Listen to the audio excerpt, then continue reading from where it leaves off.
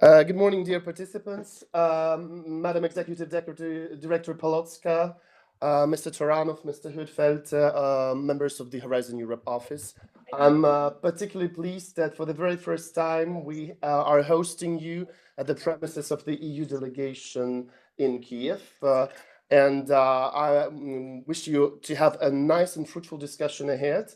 But our today's gathering is dedicated, first of all, to discuss our future perspectives, to conduct a training with our dear Polish colleagues from the Polish Academy of Science, whose representative here, Mr. Tomasz Białas, I would like to give the floor for the short welcoming remark to Mr. Henrik, who is head of the Operation 2 of the EU delegation in Kyiv. Thank you. Hello. So no, I don't want to add much more than Yehor was saying, but I'm very happy to see you here. So, and it's an expression of how important Horizon Europe is for us and for you. I think it's a really large opportunity to further integrate the research communities between Ukraine and the EU member states, and it's one of the major EU programs that Ukraine already now can benefit fully from. So I think it's really a large opportunity. It's really important that we develop possibilities so Ukrainian researchers will be able to draft and propose that will be able to get funding and are engaging with partnership with Ukrainian researchers and research institutions. So this is a really good sign that we are now gathering around this table, and I see all of you here, so that we are able to move forward on this agenda. And so I'm happy to stay a while and listen to the discussion. So thanks a lot. Yeah. Thank you, Mr. Huitfeldt, for finding time in your tense agenda.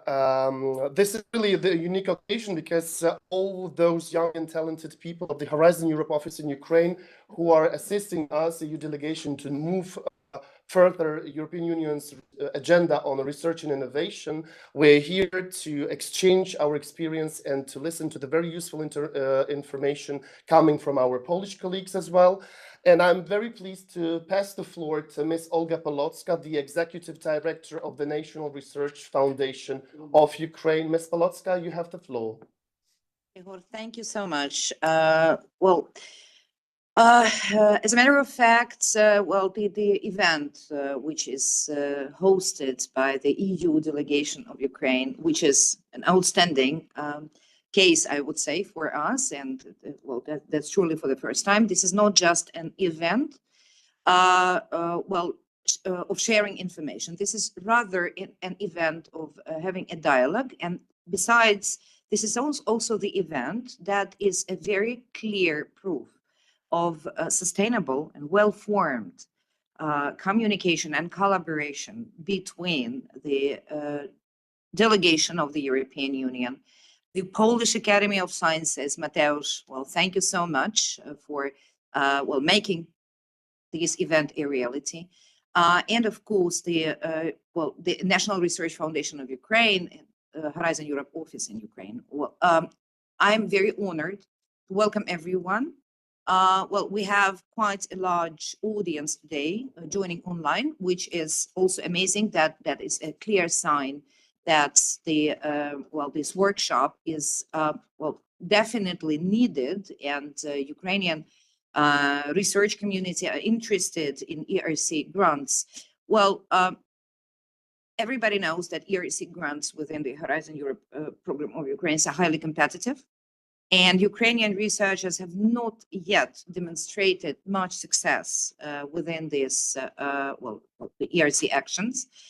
But, what is being done both by the European Commission, by the Polish partners today, and of course the Horizon Europe office of Ukraine, is aimed at promoting the information about the ERC grants, motivating Ukrainian researchers for applications, and actually, hopefully, that will really raise the success rate of Ukrainian participants in those programs. I'm very thankful to Bogna Hryniszyn. I have very brief information about you, of course, but hopefully we will learn quite a lot of very important and useful information, because literally this is a bad need of Ukrainian research community and of the ones who are helping them organize this activity. And well, that's actually a lack of knowledge. So thank you so much for agreeing to share your extensive knowledge and experience with the Ukrainian research community. We really value that very, very, very high. And among, as I have been just informed about the audience, there are over 100 online participants, which is an amazing number, I would say. Well, among them, well, the most part is represented by universities. So, well, researchers coming from universities, and of course there are NCPs, Ukrainian NCPs there, and this is well a very important point because NCPs will share and disseminate this information further. So, well, I am myself very much interested in listening to the information that Bogna is going to share with us today. And I wish everybody an amazing communication.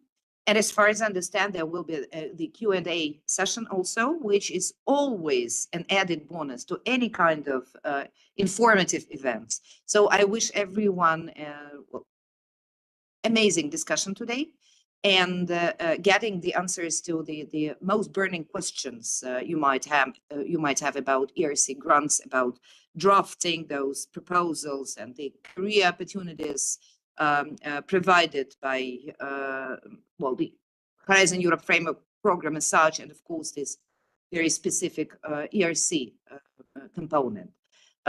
Well, I wish I could be there in the delegation physically, but just, well, as far as I understand, unfortunately, some of my routine tasks here prevent me from going. So hopefully it will happen next time. And again, well, special thanks to EU delegation to Ukraine for hosting the event and for also making well, this event a reality. Thank you so much, and I will be a very attentive listener.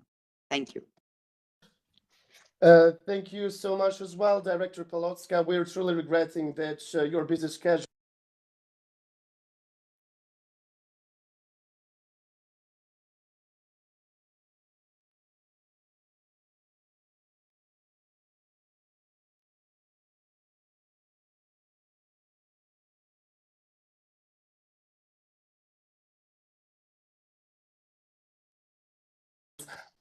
my head of section, Mr. Huitfeldt, and myself, last September, we have been members of the working group of the Joint Committee on Horizon Europe Agreement implementation, and we have witnessed as well the appointment of those national contact points. I'm very satisfied that they are gaining their force strong, and our regional representation is growing. So we're enlarging the scopes of the knowledge about the possibilities of Horizon Europe program opportunities for Ukrainian scientists. And I wish that this year would bring us even more results with this very accurate and well elaborated regional politics of the Research Foundation and Horizon Europe office. I know that you're moving very much into the regions, establishing discussions on the ground with local authorities and local universities to attract more Ukrainian scientists and researchers who are now striving the very difficult period of their professional work in time of war. I'm very pleased to pass the floor to Mr. Mateusz, the Director of Polish Academy of Science Representative Office in Kyiv. Mr. Białas, you have the floor. Hello, everyone. First of all, thank you so much for organizing this and for the opportunity to meet in the EU delegation and all for allow online participants to join this training. Many thanks to Bogna for agreeing to lead this training. You all received her bio, so I do not want to repeat it again, but just what I would like to stress that Bogna has more than 14 years of experience as national contact point. So it's paramount for all of us in Poland, because Bogna also currently runs the Office Excellence in Science Department within the Polish Academy of Sciences, which is open not only to Polish Academy of Sciences but to all scientists in Poland. who are interested in applying for ERC grants. So Bogna deals on everyday basis with the ERC for the past 4 or 5 years, and with all EU programs since 2008, as I remember well.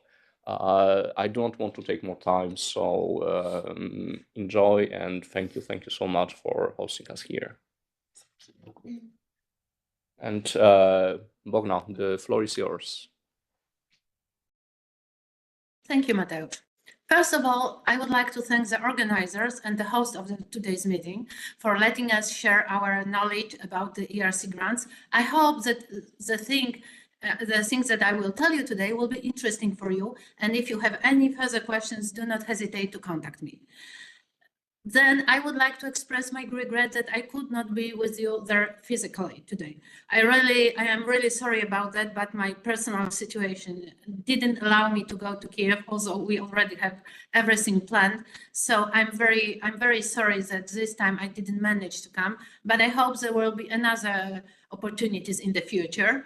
And I would like to meet with you in the real place, in the real time, not only via online. Having said so, I hope that our meeting of today could be as much as interactive as possible. So if there's a chance, I would like to ask you to stop me during my presentation and ask questions if you have any questions at time, because I know, or just write them down in a chat for the online participants, because I know it's sometimes difficult to remember the questions until the end of the lengthy presentation. Without further delay, I will start my presentation. I hope that this will work. Please let me know if you can see it well and it's in presentation mode. Yes, we can see it. Yes. Okay, thank you very much. So, as Mateusz said, we are here in the Excellent Science Department of the Polish Academy of Science. Our office was created in 2016 by further president of the Polish Academy of Science, Professor Yehor, who sees the need of to support researchers applying with Polish research institutions for the ERC grants. So for now, we are supporting researchers applying to the ERC grants, and our service is free of charge for all the researchers applying with the Polish research institutions. So what do we offer? Workshops and trainings on ERC grants like today, consultation and pre-screening of the ERC grant applications and ideas. We are organizing mock panel interviews for applicants who managed to pass to the second step of the evaluation of the ERC grants, and we are supporting institutions during the implementation of the ERC projects. Our activities concern awareness raising, organizing general info days, hands-on practice training on proposal preparation, Q&A sessions just before the deadline of ERC calls for proposals, social media coverage to pass the information about opportunities, calls, and trainings, and general consultations. We have also some more tailored service, which is organization of workshops on proposal writing, proposal pre-screenings where we check if the proposal meets the ERC eligibility criteria, but also if it's well sound in a matter of ERC evaluation criteria. We are preparing researchers for panel interviews, and we organize study visits to the ERC executive agency for the Polish research community. We are also doing some scouting for the prospective PIs to search for them who have a chance to apply for the ERC grants, but also sometimes we are acting as gatekeepers for the researchers who would like to submit the applications, but we think that they should refrain from that for a year or more just to prepare better to polish their CV. So mock panel interviews preparations contain also trainings for how to prepare for the interview in Brussels, individual consultations with the ERC experts, grantees, presentation trainer, and English native speaker, because it's sometimes useful for someone. We are also organizing mock panel interviews to which we invite ERC panel members, ERC evaluators, and specialists in the field. During the project implementation, we also support institutions in concluding a grant agreement. During the project implementations, we answer any questions about the eligibility of costs, transfer of costs between categories, or how to change some things in the project implementation, because sometimes during the project implementations, the projects last up to 5 years, which is quite long. Some cases may occur. We also support institutions in preparation of project reports.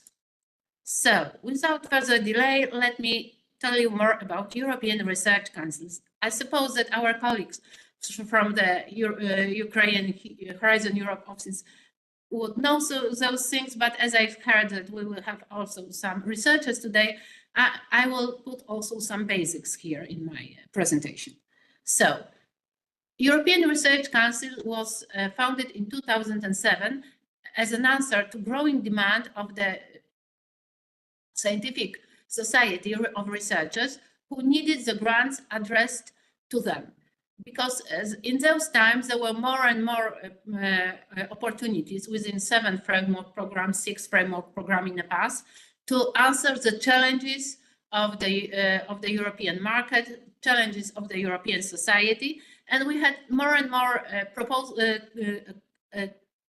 applications and calls for proposals for specific research topics. But the researchers needed the grants to just to fund the research, which is run by the scientific curiosity. So, as we might say, the ERC was developed by researchers for the researchers, which is why it answers the scientific needs. Its ERC funds excellent frontier research, which means that the grant should answer only the most innovative aspect of the research, and is addressed to researchers of all nationalities. To make it clear, I will tell you now where it is. Horizon Europe is a 9th framework program from 2021 to 2027 with a budget over 95 million euros. It consists of 3 main pillars: excellent science, second pillar, global challenges and European competitiveness, which is the biggest pillar in case of budget, and third pillar, innovative Europe, to fund research close to market. It is accompanied by the widening participation and strengthening the European area part. But the ERC grants are in the first pillar, excellent science, where we don't have defined thematic priorities. We have only research driven by the research curiosity. Who can apply for the ERC grants? Those should be independent researchers, already having some achievements, having a PhD, any nationality, at any career stage. Host institutions, the project can be implemented in any of the EU or country or associated state, but the PI must spend at least 50% of his working time at the EU on the associated state during the project implementation. Why to choose ERC? First of all, it is a recognition. I think that now, for almost 20 years of its activity, ERC is well known in the scientific world, and it is a kind of seal of excellence of the researcher and the institution implementing research ERC grant, which is why institutions often encourage their own researchers, at least in Poland, to submit applications for the ERC grants. It is a huge career advancement of each researcher. It opens many, many doors for the researchers around the world. It gives the scientific independence. The working arrangements for the ERC grants give the whole power of the decision into hands of the researcher. The grants are portable. When during the implementation, principal investigator decides that the project could be better implemented in different organizations, it's no problem with that. He or she can decide to move his grant to another organization. It offers very good financial conditions to ensure scientific freedom. It is a possibility to conduct the dream project of the researcher. Maria Leptin, the president of the European Research Council, once said that she hopes that it can inspire more bright minds to go after the scientific dreams. It is essential that Europe funds the researchers, giving them freedom to pursue the blue sky research. It is a kind of motto of the ERC, not to answer the societal or economical needs, but to allow researchers to run their dream projects. Of course, it occurred many, many years ago that those blue sky research are often very useful for the economical and societal growth. So now think, what are your dream projects? How should they be composed? How should they be developed? And the answer is ERC grants. We have one principal investigator who decides upon the project, but he, of course, can build up his own team to run such a demanding project, but he's the one, he's the person in charge to decide upon the project. It is not a consortium grant where we have equal partners. No, it is a principal investigator who decides about all the scientific and budgetary issues in the project. It addresses all scientific disciplines. There is no defined thematic priorities or topics. It is a researcher who decides what kind of project he would like to run, what will it concern. It is frontier research. It should propose something ambitious and new and challenging for the researchers. It is not just a continuation of already done research in the past, but it should break the frontiers of science. We have only one evaluation criterion, scientific excellence. I will tell more about how it breaks down into sub-criteria, but we have only one scientific excellence criterion. So, what are kind of types of ERC grants? We have starting grants for the researchers right after PhD. We have consolidator grant for more experienced researchers. We have advanced grant for known scientists. We have also synergy grants for there is group of at least for a group of at least 2, maximum 4 researchers, and proof of concept grants, which are for the researchers already having ERC grants. So starting grants are for the researchers from 2 to 7 years after the PhD, starting their own independent research team, having potential for research independence. Projects could be up to 5 years for 1.5 million euros. Minimum engagement of the PI should be at least 50% of his working time. Second type of the main ERC frontier grants is the ERC consolidator grants for the researchers having at least 7 up to 12 years after PhD. At the stage of consolidating the research team, having some achievements already, having research independence. Projects up to 2 million euros for 5 years. Minimum engagement of the principal investigator is 30% of his or her working time. Third type of ERC advanced grant is ERC advanced grant for recognized scientific leaders having impressive track record and significant research achievements in the last 5 years. In the last 10 years. Project up to 2.5 million euros for 5 years is now funded in a way of lump sums since 2024. Minimum engagement of the principal investigators is 30% of his or her working time. Synergy grants are for the group of outstanding innovative principal investigators, at least 2, maximum 4, who have complementary skills, knowledge, and experience, and should have synergetic interdisciplinary project. The project should be groundbreaking nature, ambitious, but feasible. PIs should have competitive track records appropriate to their career stage. It could be at the career stage of starting, consolidator, or advanced applicants. Project could be funded up to 10 million euros for 6 years, and minimum engagement of each PI is 30% for each principal investigator. Each of the principal investigators could have their own research team to run the project, but the project as such should be interdisciplinary.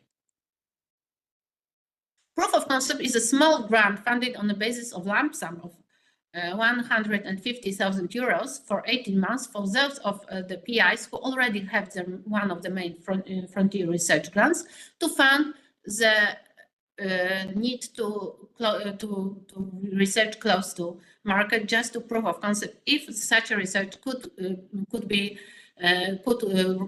done in the market way. Each one of the three main grants may ask for additional funding of up to 1 million in several cases. First of all, if principal investigator moves to the EU or associated country, if there is a need of purchase of major equipment in the project, but be careful with that, because the ERC grants are not the grants for the equipment. It should be really justified the need of the research. It could allow access to large research facilities, or if the major experimental field work is planned within the project. So it should be very well justified, because in many cases, when the researcher asks for such additional funding and plans it within a project, the ERC grants the project, but without that additional funding when it's not very well elaborated or explained. So it's really should be really well justified. The eligibility criteria accept the experience which was mentioned before for each of the grant. Researchers could be of any age and nationality, running research activity in the EU or associated country during the project implementation. So they should apply for a proposal with a hosting institution in EU or associated country. Residence at the time of application doesn't matter. Date of the successful PhD defense to count the eligibility criteria is January 1st of the work program year, so we count for the past. We have some submission restrictions. When the proposal is not well evaluated in the first step of the evaluation, the researcher should refrain from applying during the next 1 or 2 calls. We could have the extension of eligibility for the researchers with those 2 to 7 years after PhD for starters, 7 to 12 years for consolidators in several cases. If before or after PhD is obtained, the maternity leave is subject to extension of eligibility for 18 months for each child, or longer if it's documented. Paternity leave, the documented time of paternity leave. After the PhD is obtained, we can also ask for extension of eligibility for the few cases like long-term illness over 90 days of the PI or a close family member, national service as documented, clinical training as documented, national disaster, documented amount of a principal investigator's inability to work, or seeking asylum. Here you have a link. The presentation will be shared with you. I will send the presentation to the organizers to share the presentation. So on the website of Inspire Science, you can find the ERC eligibility calculator, which will allow you to calculate your eligibility for several grants. So now let's go to the, or can we have a short Q&A session now, or just after the end of the whole training? Bogna, thank you very much for a brilliant presentation. Igor Taranov. I'm head of the Horizon Europe office in Ukraine, and as well, I'm also responsible for ERC. And thank you very much. It's very useful and helpful for us. I'd like to comment several positions from your presentation. What is more important for all the researchers you mentioned before is science freedom, research freedom, because we have no defined topic, For example, destination for these researchers, everyone have offer and choose his own topic, his own idea and provide. From my point of view, it's very helpful for all the Polish researchers services you offer. And the question is, how can you cover your financial costs for this service? For example, preview, consultation, advisories, etc., etc. That is a question from my side. Thank you very much for the questions. Well, we have the budget from the ministry. As I said, when Professor Duszyński, the former president of the Polish Academy of Sciences, decided to create our office, we asked for the additional money from the Ministry of Science, and Education, and we receive each time a part of funding from the ministry for such activities. But I would like to underline, which might be useful for you, that although we have to pay for some services like native speakers or presentations trainers, we also ask the ERC grantees and ERC panel members, especially Polish ones, but not necessarily, to support our researchers free of charge. And for example, when we organize mock panel interviews, we do not pay our experts. Nowadays, mock panel interviews as well as the ERC panel interviews are organized online. Everything's went to internet, so we don't have to invite them in person. It much cuts the cost, and they usually do this service pro bono. They do not take money for taking part in our mock panel interviews or supporting our researchers. Thank you very much. So we are trying to follow your advices, especially for the involving previous grantees from the ERC coast to provide some interview, some consultation for Ukrainian future applicants. Thank you very much. Well, I must add that we have a great, I would say now, team around the ERC, because Polish grantees of previous grants and panel members are really committed to support next generations of the researchers to apply for the ERC and to help them during the preparation. This is as much our job as we know they are very committed to this task. So I shall continue with the presentation, okay? So now I will show you how to prepare the proposal on the basis of ERC starting grant, but you should keep in mind that is more or less similar to all the main three types of the ERC. Now, just to recall the basics. ERC starting grants, the candidates should be from 2 to 7 years after their PhD, starting their own independent research team, but also having potential for research independence. It is quite important to show in the application, in the part devoted to CV and track record of the PI, how do they have potential for the further research independence. Project might last up to 5 years. It could be shorter, but actually from many years now, I haven't seen the proposals asking for shorter period, and maximum of €1.5 million for those 5 years. It's of course proportional to the time planned for the project. Minimum engagement of the PI is 50% of his working time. And I would comment on that I would not advise researchers, which is often done by the researchers, to ask for 100% of the working time within ERC. Because ERC applicant and principal investigator should be active in research activities, not only devoting himself for 5 years, 100% of his working time to this one particular ERC project. He or she should leave him some space for another activities, because usually there are brilliant researchers, so they are invited to other projects, to other cooperations. They have some didactic duties if they are working at the universities, which is the case in Poland. So I really ask them to consider how much time really they do plan to devote to implementation of their grants.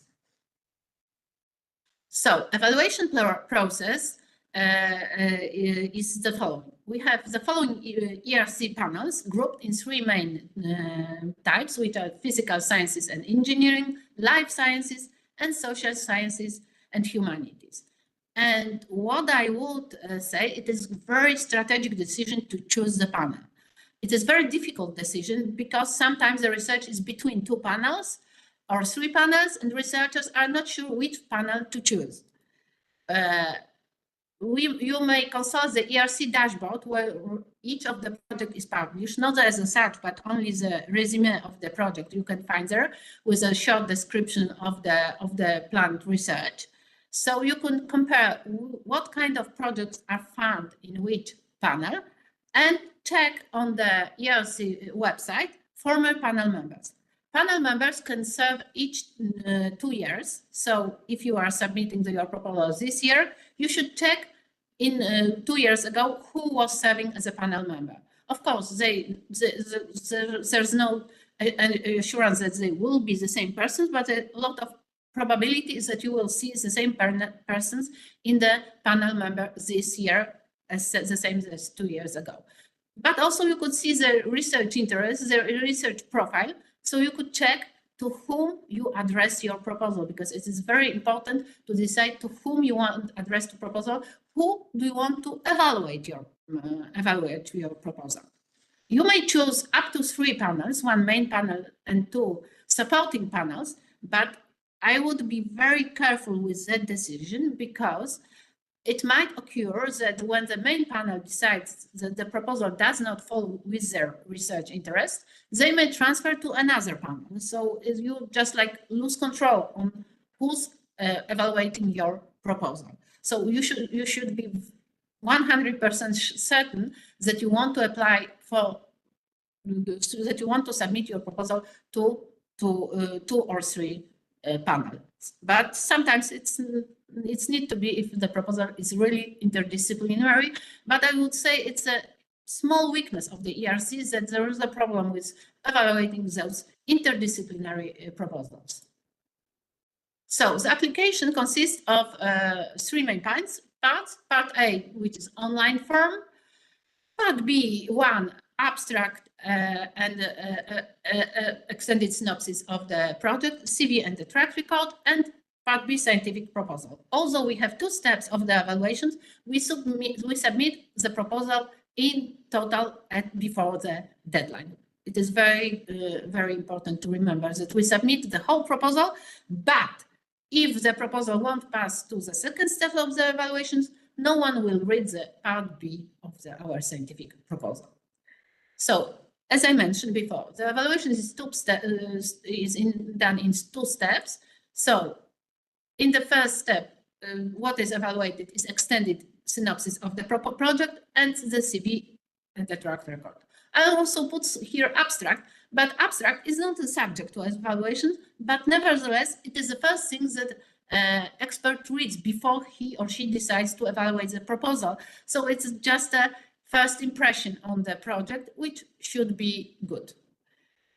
In the 2nd step, it is important, the evaluators read the whole proposal, and we have the interview with the applicant, the panel interview, to which we prepare also the proposal. It is important to remember that at the 2nd step of the evaluations, panelists and external experts read the whole proposal as such. So we should avoid to duplicate the parts of the proposal from Part B1 to copy paste to Part B2, because they might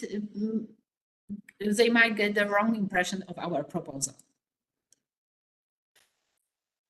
When it comes to the evaluation results, after the 1st step of the evaluation, we might receive 4 types now of the evaluation results. A, invited to the 2nd step of the evaluations. A, which means the proposal is quite good, but not invited to the 2nd step of the evaluations because ERC a few years ago put a cap on the proposals which might pass to the 2nd step of the evaluations. The mark B, where we have 1 year submission restrictions, which means that we cannot submit our proposal in the next call. what is important, the submission restriction concerns the principal investigators.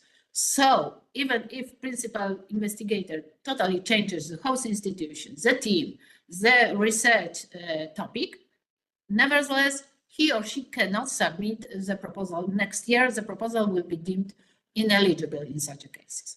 And Mark C, which is 2 years submission restriction. At the second step of the evaluation, we might risk the Mark A, which might mean that proposal is funded. But if there's no enough budget in the ERC, there's always not enough budget in the ERC, we may get to the reserve list, which means that the proposal might be funded if there will be some extra money, or A, not funded, which is, I might say, the worst mark we could receive, because it means that proposal is perfect, there's nothing to improve next time, but we won't get funding this year. We might also receive the Mark B, which means the proposal is very good, but not good enough for the ERC and needs some improvements.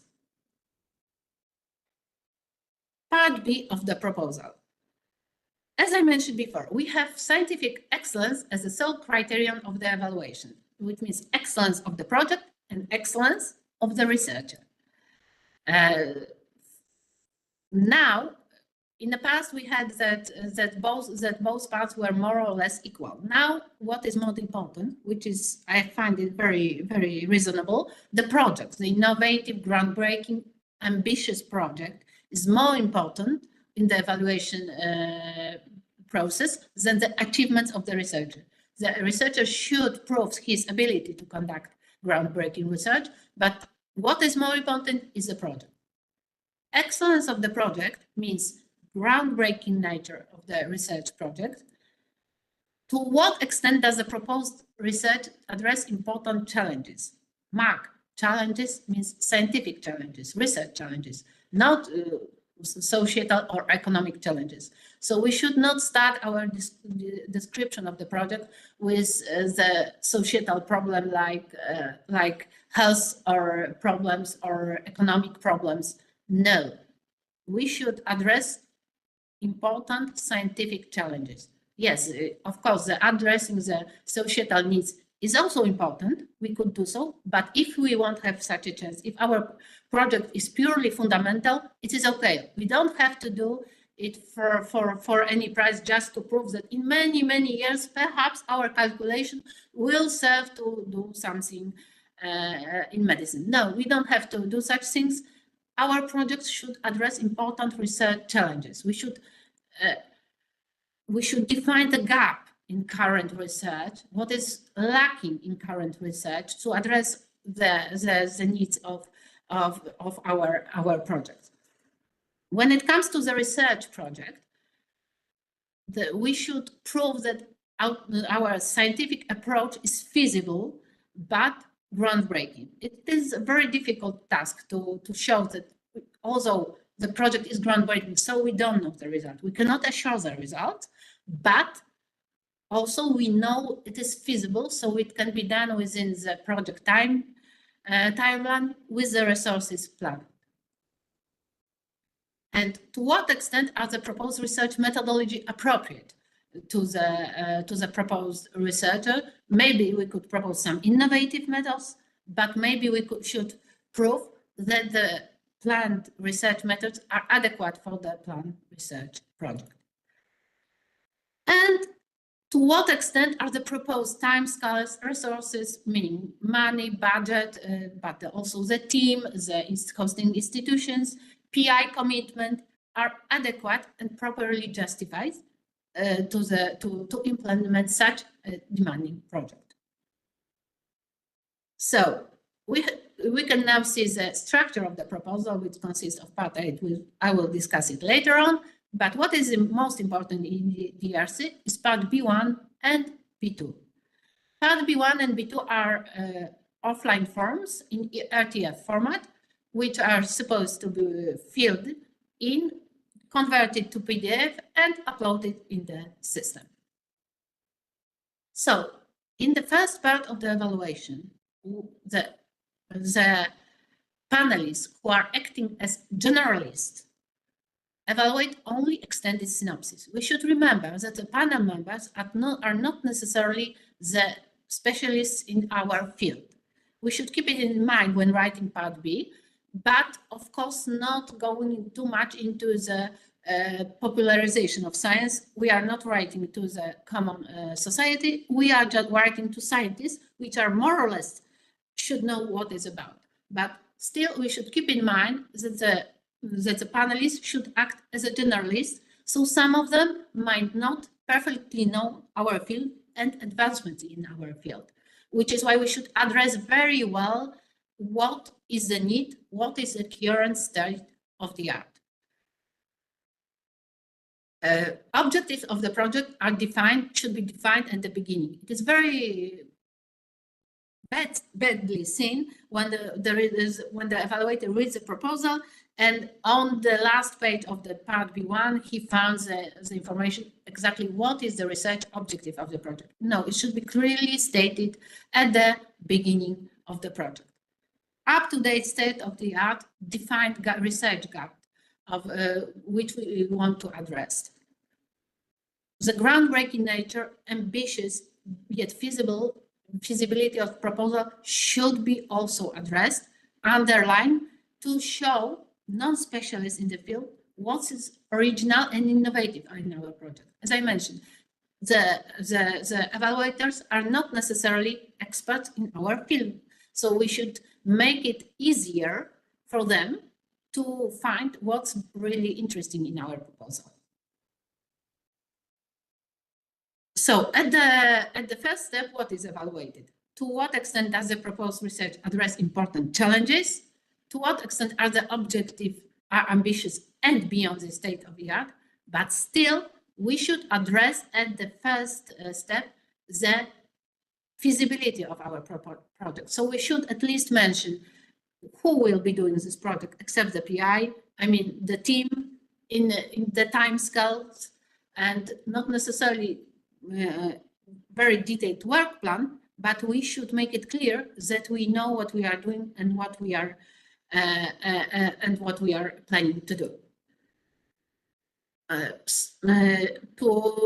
Please remember that during the first step of the evaluation, only extended synopsis is being read. So even if we put the whole story, very interesting story, in the part B1, if the part B in the part B2, if the part B1 is not very well written, if the extended synopsis is not very well written, nobody will bother with the part B2. It's sad, but worthy to remember.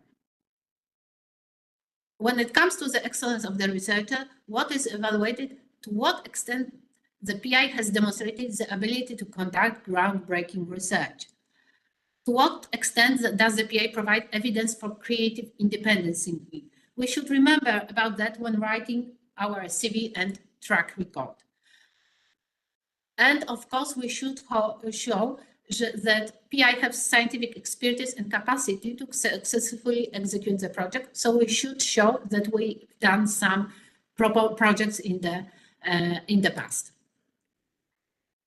From 2 years now, we have a narrative CV, which was defined by Dora, and it should be written in a way that allows to evaluate the achievement of the researchers as in a story way. You should show your own story, how your CV was well planned, and why does it lead you to the point you are at the present. You should have structured written description of contributions and achievements, broad range of relevant skill and experiences. It is not numerically evaluated, so you should remember that all the numerics like citations, H-index, or Google Scholars is not evaluated. You may put this in your CV, but this will be of less interest by the evaluators. First section is the narrative CV, and the second section is up to major research outputs proven by publications, monographs, patents, databases, etc. But I would like to underline here that this should the word proven by. The research output is an achievement, is something that you discovered. That is a research achievement. The publication as such is not achievement. The achievement is what you have discovered, what you have explained, what you have found. So it should be proven, but by publication, monograph, patents, etc. And you may mention up to 10 of them. But it is important to describe those achievements, not just to put a list of your publications, but to describe each one of them. What was groundbreaking? What was innovative? How it relates to your current proposal? What was your role in the publication? Because we know that we have publications done by several authors. So what was your role to make it clear to the expert evaluators that you are the right person to conduct the current proposal? Third section is about peer recognition. It's not very well defined, so you can put here any honors, prizes, grants, fellowships, anything or participation in evaluating bodies, committees, pre-screening of those articles. So you should put here any other achievements, any other which you might find important. But please remember that these are ERC grants. So some things that you have done during your studies might not be very well seen. You should focus on the latest achievements. In the fourth section, you may explain career breaks and other contributions. Career breaks are very important because some of them cannot be documented, but should be very well explained to the evaluators. For example, to explain why you have a less impressive career record in comparison to people on your career stage. I think now it should be underlined during the war in Ukraine that the Ukrainian researchers cannot publish as much as the other researchers. So this is the perfect place to put here such an explanation. I know that they should know, but what is written is always written. And as I said before, the CV and track record are not numerically evaluated. How to prove, because I've mentioned sometimes today that you should show your scientific independence. So, of course, scientific articles, when you are a first author or the last author, depending on the discipline, of course, you should outline this. Grants you have received, international conferences you have participated. If you had talked for invited talks, also please underline this. Own research team, if you already have one. Reviewing activity and any awards. Please remember that when it comes to grants, the panelists are supposed to decide upon if they want to give you a budget over 1 million euro. So you might need to prove that you are the right person to manage such a huge grant, to show that you've managed some grants in the past. You have the experience, you have the knowledge. In case of consolidator or advanced grants, you should also mention if you have helped researchers, if you have the promoting skills, if you are the promoter of the PhD thesis of some young researchers. It is also important to show that you have leadership skills for the consolidator and advanced grant. It is not necessary for the starters, but consolidators and advanced should show that they have the leadership skills. Of course, should show that, prove it on their past activities and experiences. When it comes to part B of the research proposal, we have 14 pages for that, plus references, which do not count into this page limits, which is quite important. Evaluated is at step 2 by panelists who were evaluated in the panel 1, in the first step, but also invited external experts from your field. So it is very important, we will come to that in the part A, to actually propose appropriate people to evaluate your proposals, and should be addressed to the specialist in the field. So at the step 2, you should write like you are writing to your peers who are dealing with the same research problems. So you should have we have there section 8, state of the art and the objectives. So detailed description of the project, up-to-date state of the art. As I said, references do not count. So please include any references, any publications and discoveries of other researchers that could be important. On the margin, I would like to mention that it is good in an extended synopsis and in part B to mention also your own input. When you have only you may only put 10 achievements in part of the CV, but it is a way to show that you have something to say in the field, that you are really experienced. So you may refer to your own achievements and your own publications when describing the state of the art to show that you are the right person for this proposal. You have to clearly define the scientific goals, and please remember to cross-check it with part B1, because it often happens that we write part B1 or part first and then part B2 or other way around, never mind, but we do not check them across them. And we find that the different scientific goals were defined in part B1 and different ones were defined in part B2.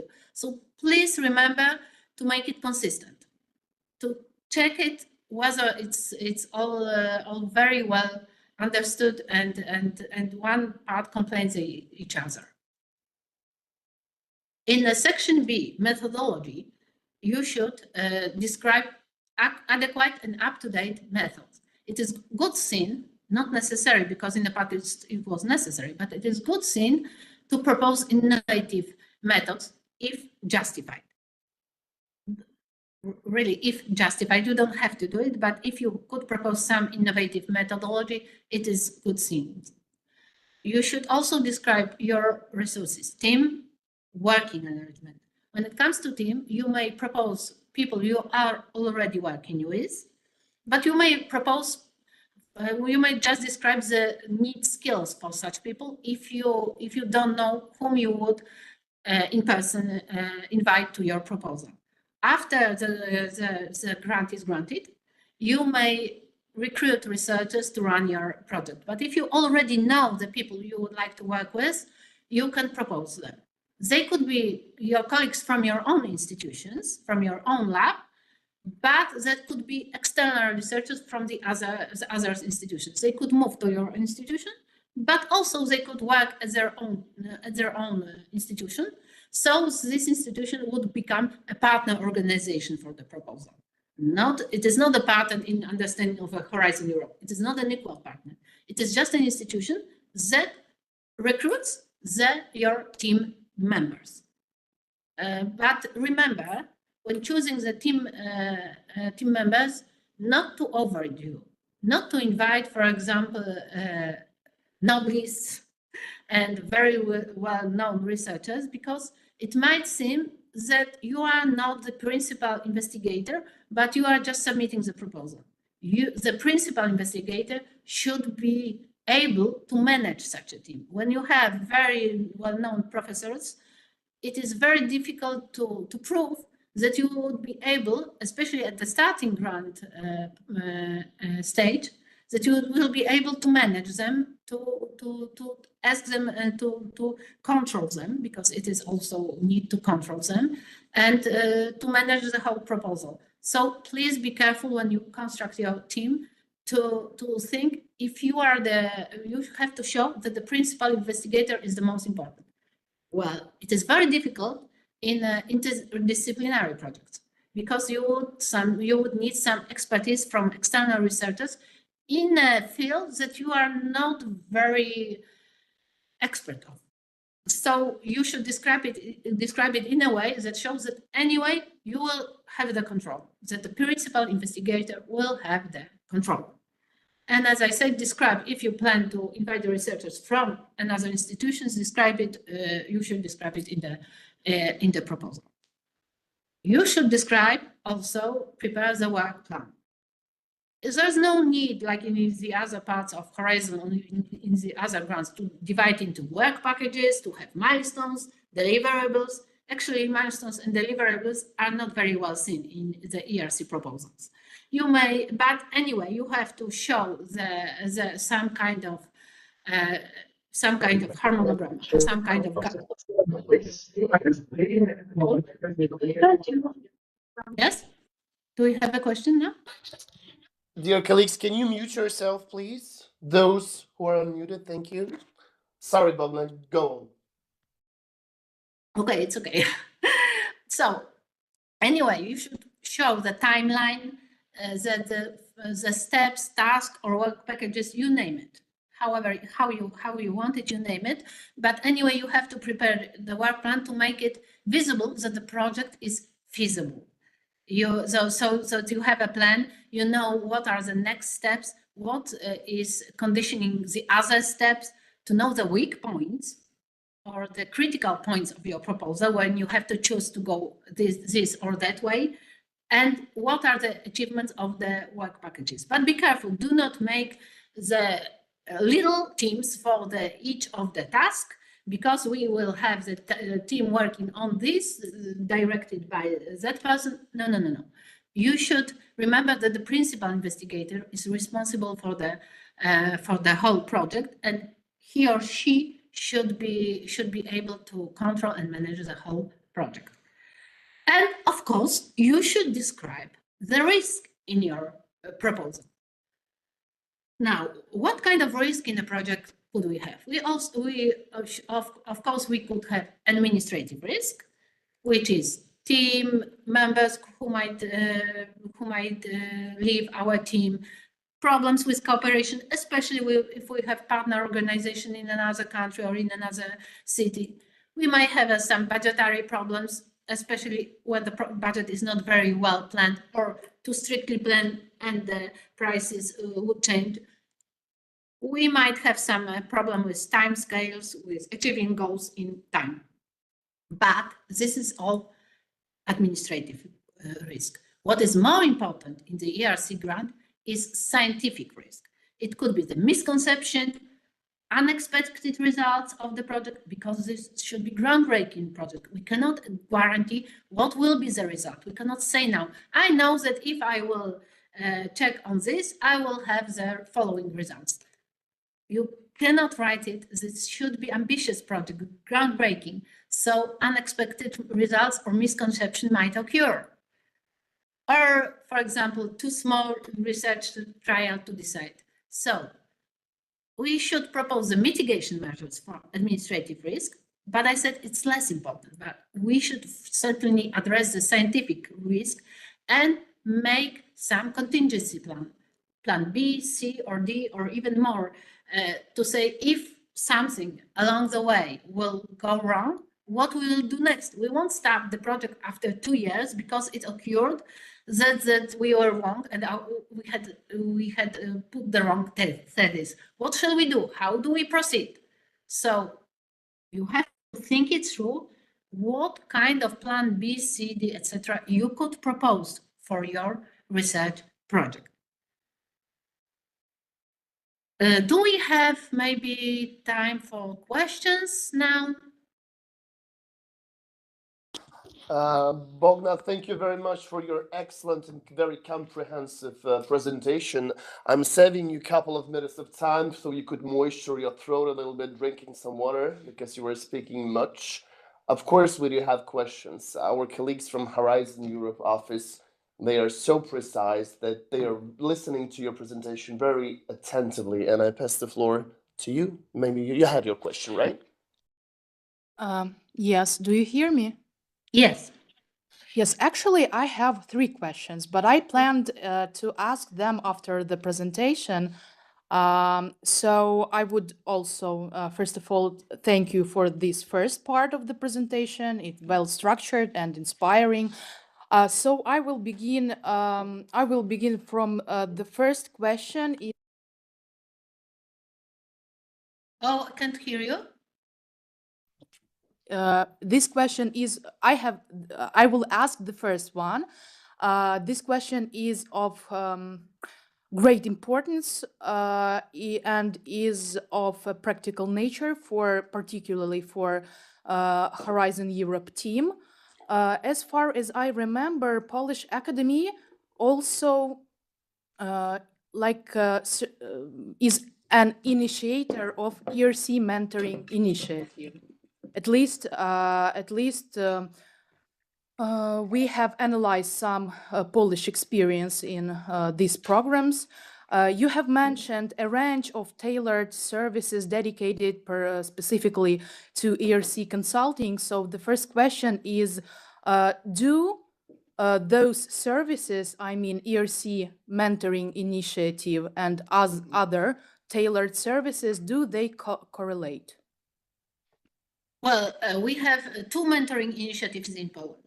Well, first, the one we manage as a Polish Academy of Science is in cooperations with Institute of Human Science in Vienna, and we do organize workshops for the researchers from social sciences and humanities in cooperation with Vienna twice a year.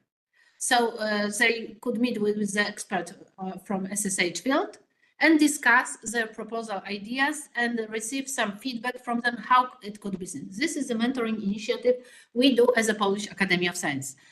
But I suppose you are asking for the mentoring initiative, which is not run by us, but by our NCP colleague from the National Center for Research and Development, where they do have the mentoring initiatives for all the researchers who plan to submit the proposal. So they are doing the matchmaking for the researchers who plan with the ERC evaluators and grantees, a database which was given from the ERC.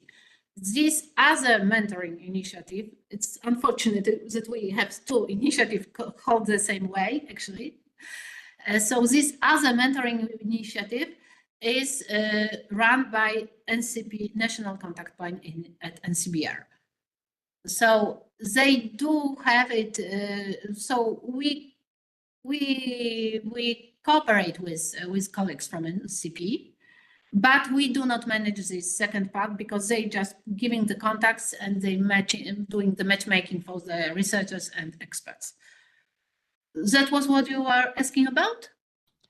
Yes, thank you very much. So it is quite a strange, if you want to know the detail, it is quite a strange and complicated structure because researchers already because they had to have some initial evaluations of the researchers. So they decided to allow the researchers already having the Polish grants from National Science Center, National Center for Research and Development, National Agency for Academic Exchange, to use their own project money to pay for the mentoring, for the mentors who they are contacted with by NCP. So it is a quite complicated structure, and we are still seeking for the evaluation of the results in terms of how many applications were actually submitted after this mentoring exercise, and how many of them did receive the funding from the ERC. But I didn't see the statistics yet, although it's for 3 years now, active mentoring initiative. Yes, thank you very much for the answer, and I will proceed with the second one. For me, it is very interesting. You have mentioned the importance of the groundbreaking idea, scientific idea, but not less important is to present this idea before the panel experts. So maybe you will give us several inspiring recommendations, for example, starting from how not to be shy, because some researchers, they are isolated from the not from the reality, but to some extent, they are isolated with him or herself, with themselves, and they do not have soft skills to present the information, maybe to use some metaphoric introductions. Maybe you will recommend us and our audience, our researchers, how to present? What should be placed on the first plane? Thank you. Well, first of all, the researcher presenting before the ERC panel should be him or herself.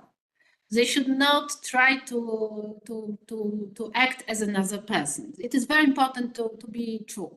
But we offer researchers a training in presentation, because with a professional trainer, it is easier to know your strong points and weak points. Another way to know yourself, how to present, except of course the training, which in my private opinion, should be a part of the PhD training, but nevertheless, because the presentation is one of the most important skills for today's researchers. So they should exercise. What do Polish researchers who manage to pass to the second step evaluations? They have many mock panels. We organize one as an Excellence in Science Office at the Polish Academy of Sciences, but they have also mock panels organized by their colleagues from the faculty or institute. They also ask the National Contact Points also organize one mock panel interview for the researchers who wish to do so, and etc. etc. So try to present their proposal as many times as possible. It is good to also always to ask someone else. The same with the research problem, which I was going to tell at the end of my presentation. So it is good to present as many times as possible to other people, to show somebody presentation before they start, because it is very important to keep the time. You know, sometimes you have only 2 minutes for the presentation, and it's very difficult to put everything important in those 2 minutes. Sometimes they do have 8 minutes. It depends on panels. The length of the panel depends on panel and depends on the year, because each year the panel decides upon how the panel should look like. So how much time do they have for the oral presentations? How many slides can they show? And how much time do they have for the questions and answers? So it is always best to practice as many times as possible, because also sometimes the second part of the panel could be tricky. Because usually we have a tendency, which I'm doing now, to have a long and extensive answer to each question. It is good because I know that we are secure, we have a lot of time today, so I can have a long answer. But when you have only 15 minutes and 10 people who would like to ask you a question, you have to be very straightforward. And so the question answer, like a ping pong. So it is good to practice, to ask somebody to ask the questions for the presentations, to show the presentations to some other colleagues who might be more experienced, to tell you if the presentations is well structured, if could be well understood, if it's not too loaded, because we have a tendency to put too much information on the slides, or if it's not too clear, because sometimes we do not put much information and the presentations does not say too much to the audience. So as I said again, practice. This is the best way to do so. It is also good if you could record such a presentation and mock panel, so the researcher could see afterwards how was he or she doing, what he could improve in his presentation. So that would be more or less this. Yes, thank you. And the last but not least question, I'm wondering that have you any experience or any cases related directly to consulting researchers that want to apply to ERC grants, want to get ERC grants?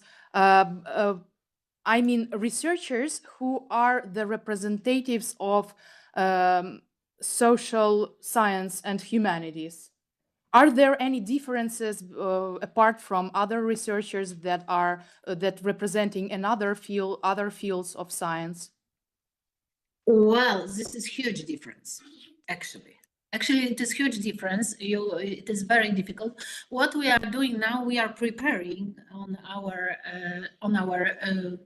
Polish Academy of Sciences social media. We have a new project to prepare the presentations and hints for SSH, which will be done with the ERC grantees from this part of science, because it's quite different to present your proposal when you having the LS or PE, when you're going to when you have experimental research, and different when you present your research to different panel. So yes, there are differences. So we try to address them by inviting to our meetings, by having meetings addressed to different scientific panels. So we try to organize trainings for SSH and LS and PE separately. So to which we invite, because we as a Excellence in Science Office, we are not the researchers, but we invite the ERC panel members, Polish ERC panel members, and ERC grantees from Poland, from adequate panels to show them how to present your research idea if you are from a different, from a certain panel or a group of panels, because it's difficult to organize for each panel, as we have many of them. But yes, we try to address this that way to ask the experts, the research experts with their experience. Thank you. And I will think of another questions just a little bit later. Thank you. Of course, of course. Maybe we could get in touch directly after the meeting so we could discuss it. Yes, sure. Thank you. Thank you, dear Bogna. So I do have a question as well, very short and very brief. But first of all, my sincere gratitude for our dear Polish colleagues and partners.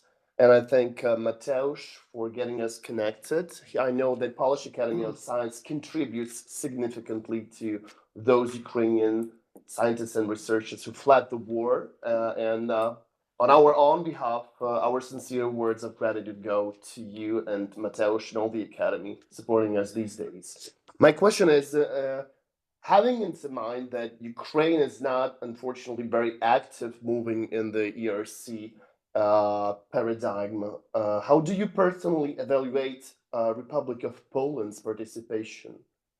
Do you think it corresponds to the potential of your scientific heritage, or what are the most problematic directions that Poland as a country submitted herself as and then going to the European Research Council support mechanisms? Thank you. Thank you for this question. Yes, it is a very difficult question because we do not achieve as many grants as we should. It does not correspond to our potential when you take a look at how many researchers or how many research organizations we have and how many grants we receive. In total, since 2007, we have around 70 grants. So it is very not I could not say we are succeeding in the ERC, which is why we have a lot of supporting mechanism still being under development, which is why the Polish Academy of Science has created our office to support the researchers, and our service is addressed not only to the Polish Academy of Science but to any Polish institution. But I think we should do more. We try to cooperate with our funding agencies to find the mechanisms to improve the applications, to help researchers to prepare to submit their proposals for the ERC. We cooperate with NAVA, National Agency for Academic Exchange, who's responsible for Maria Skłodowska-Curie actions, because it is like a first step to apply for the ERC. You should have some mobility experiences. So we try to encourage our researchers to undertake international mobility, to go for a postdoc, to try to submit a proposal to Maria Skłodowska postdoctoral fellowships. After that, we try to increase the international cooperation of our researchers, which is done by our External Affairs Office in the Polish Academy of Sciences. We try to cooperate with the ERC. We are part of the program committee, but also we try to organize study visits to the ERC, I mentioned before, where our grant offices representatives from different universities and institutes of the Polish Academy of Sciences went to discuss how would we proceed to have more grants, to make them understand what are the rules of the grants applications. This is why we also, as a country, not we as such, but as a country, developing this mentoring initiative done by the National Center for Research and Development, and which is why we are now discussing with our ministry the possibility of funding ERC grants, which have received the A mark in the second part of the evaluation, as I said, the worst mark, but without funding. So we are discussing if we could use some structural funds from the EU to fund those researchers and those projects, because the more excellent science is done, it makes our chances for the next grant more possible. But still, we do not claim back the money we put into the Horizon. And I speak of the Horizon in total, not only about the ERC grants, but also about the Horizon in total. Our input for the funding of the Horizon is bigger than the amount of money we receive from Horizon Europe grants. So, as I say, we are still trying to do our best to support researchers and research institutions.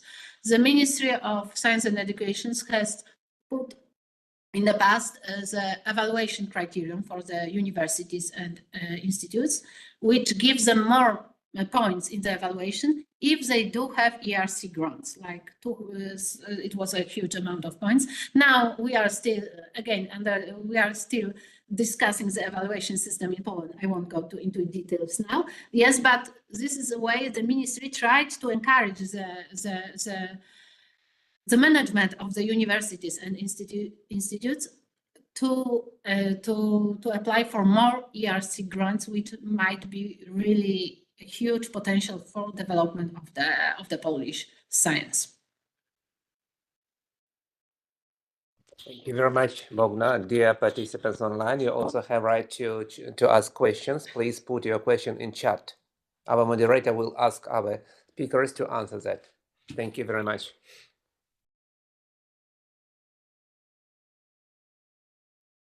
Do we have any questions online? Bogna, you can continue your presentation. Thank you. Thank you very much. So now I will discuss the part of the proposal, which is administrative form. It is less important. It is very easy to fulfill the administrative forms, but it is important to remember about a few aspects which might be important. So again, structure of the proposal, we have administrative forms which are fulfilled online. You have to register in the system, funding and tenders, and then you have to register your proposal. Registering to the funding and tenders, if you haven't done it yet, it's very easy. It's like another internet shop, we all know very well. But when you're registering your proposal, you should put the information about your proposal, which are abstract, title, and panel you are applying to, and hosting institutions. It is very important that you choose wisely, inform in advance the hosting institutions that you are submitting the proposal with them, because from the formal point of view, the institution submits the proposal. Of course, physically it is done by the researcher, but the institution, because the grant agreement is signed between the institution and the ERC executive agency, and then institutions should conclude the agreement with the researcher, respecting all the ERC rules regarding independence of the research. So during the registration of your proposal, you may put there anything you want. I mean, in terms of abstracts, title, etc. You may change it afterwards, but please remember that you have to choose the institution you are applying with.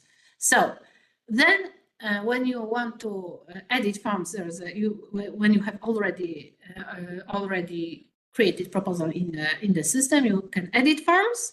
So this is part A, it is a general information. Proposal title, I said it might be changed as many times as possible until the deadline. Duration in month, maximum is 60 months, and usually researchers apply for those 60 months, being honest.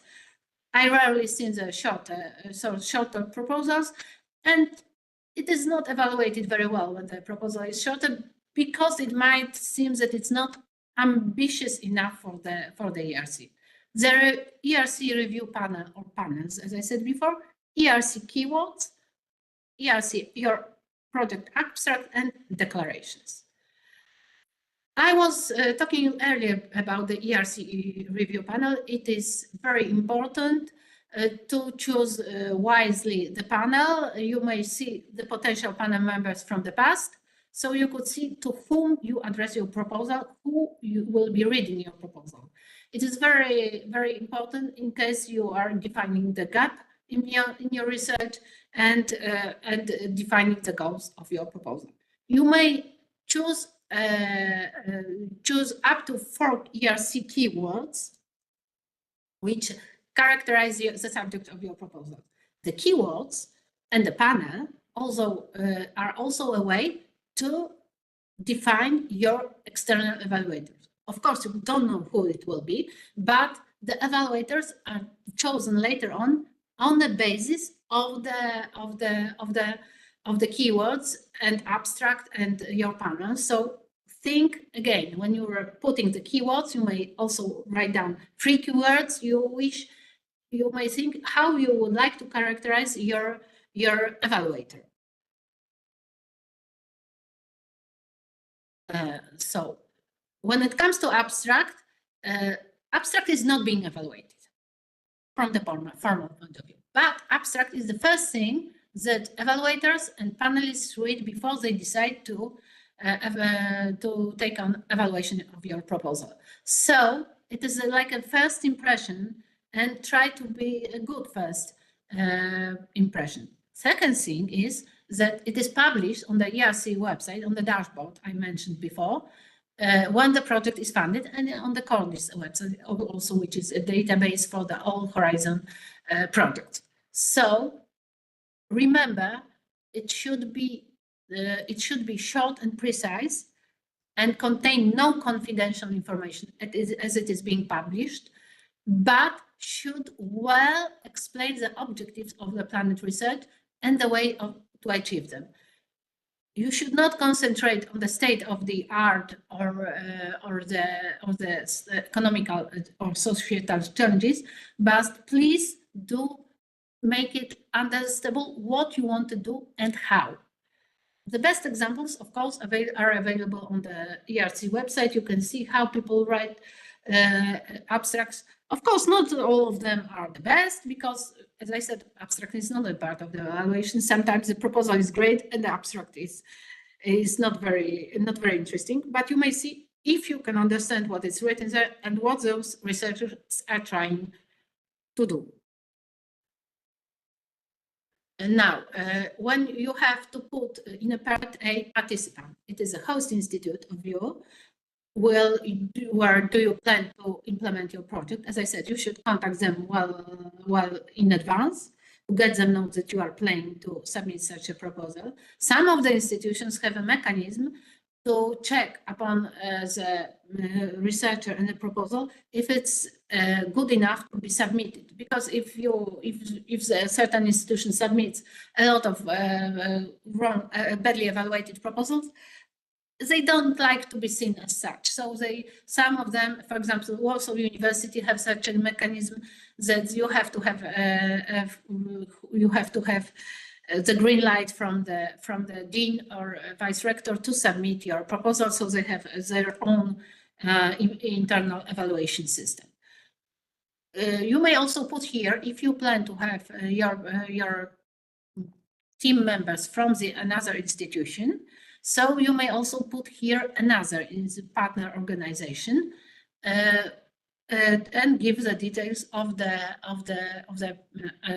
these another organizations. Of course, you have to put the contact data, but it is done by participant identification number, so-called PIC number, institutions who already applied for Horizon or Europe Horizon 2020 grants already have this PIC number, and if so, if it's confirmed, so those data will be pre-filled.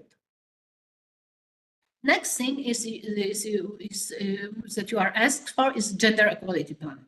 Each institution participating in Horizon Europe should have gender equality plan in place. But you don't have to have it on the stage of the submission of proposal. It is required only after before the conclusion of the grant agreement. Anyway, you have to address if your institutions already have a gender equality plan or you are only working on it. It, for example, is the case of the Polish Academy of Science. We still don't have a gender equality plan. Also, we should have. Now, you should put your personal data. You should, if you have your ERC number or researcher ID, define your career state and give your contact data. Now, the budget. The budget totally falls in administrative forms. It is a table followed by the description of up to 8,000 characters, which is not much for the description of such a huge budget. Here you can see how the table looks like, and the costs are the following. The personal cost, which is PI remunerations, but on the basis of a percentage of a time commitment. The cost of the research team, same as for the PI, so on the basis of a time commitment. If the employees of the other institutions and partners, also we should put them, they will have their respective table for the partner organizations. The other eligible costs are equipment, existing or newly purchased. And when you plan to buy a new equipment, please describe how long the equipment is needed in the project, because we should think about from the economical point of view. If you have a 5-year project and if you plan to use the equipment only for 3 months, maybe it would be more practical to rent such an equipment or to run such short part of the project at another institution on the basis of invoice. So maybe we could pay for using the equipment at another institution, not necessarily to buy. This is what I mentioned when I was talking about additional costs. This is not a grant to buy equipment for our institutions. So only needed equipment which will be used for a reasonable time during the project implementation service. You should take into account your legislation rules regarding depreciation or full capitalized costs. Of course, the other thing you may pay for is library, database access, trainings, but only if obligatory. This is, again, not a grant for training the team or the PI. So I know that we are used to have some trainings for our staff in the projects, for example, in Marii Skłodowska-Curie projects or the other projects, but here we have only training necessary for this implementation of this project. We should not put here training for the career development of the PhD students, which could be involved in our team. Huge cost is the open access cost. Every Horizon Europe project has to put the data and the publications in the open access, unless they want to patent it. So you may exclude those informations from the open access. In other case, everything should be in open access. And as we know, the open access is very costly. It's so expensive nowadays. If you want to publish in renowned journals, and you want to publish in renowned journals when you run ERC projects, so please reserve enough budget for the open access. Travel costs. It should be based on the estimation. We cannot guarantee how much do we need for this. We should describe in the general terms. For example, we have 5 people. Each of them will go 2 years for the conference. Cost of the conference is estimated by, and this is enough. We have only 8,000 characters for description of budget. We may also subcontract some part of the project. Subcontracting is covering the cost of the research project. It should be connected to the research. It is not the buying equipment or organizing a conference. No, subcontracting is only for the research part of the project when we need to pay someone to do the part of the research. So it should be very limited and only if required. And we should remember not to propose too much of the subcontracting. I've seen the proposal where the most important part of the proposal was planned as subcontracting. The question raises why this person submits a proposal when they want to subcontract the essence of the project. So subcontracting is allowed, but it should be very limited.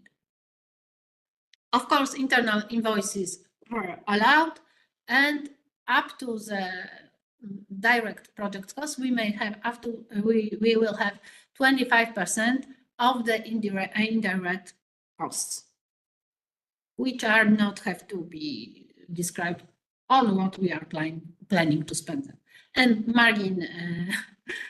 margin remark for the researchers: discuss in advance with your management how do you plan to use the indirect cost, because many institutions, at least in Poland, sees indirect costs as their own income from the project.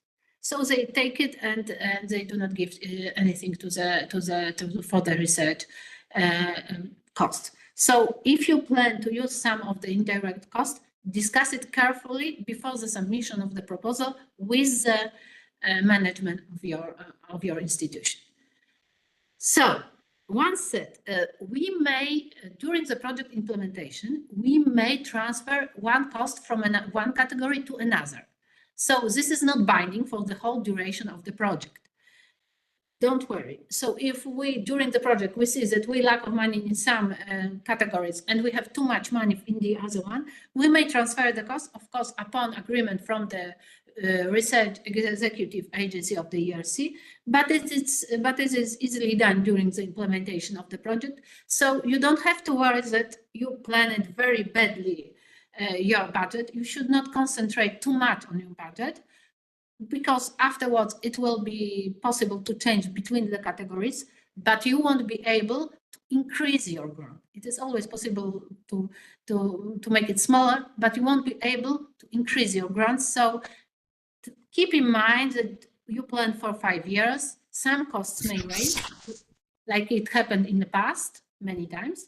So give yourself a margin for those costs that might raise. Of course, not too big margin, because when you do the too much budget, it is also not very well seen during the project evaluation. But please do have some margin for your project implementation, because after the grant is granted, you won't be able to increase your budget.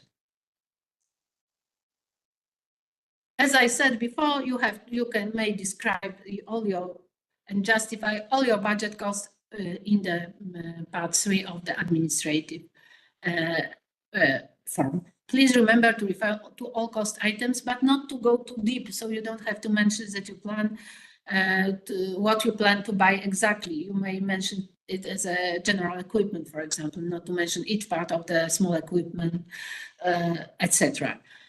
One remark, for example, laptops, usual laptops like writing machines, are used to be treated as a overhead cost. It is not equipment. It is not seen as equipment, and usually during the granting period, before the grant agreement signature, as ERC executive agency would ask you to cut this budget, because it should be covered from the indirect cost as a office cost, like paper, electricity, etc.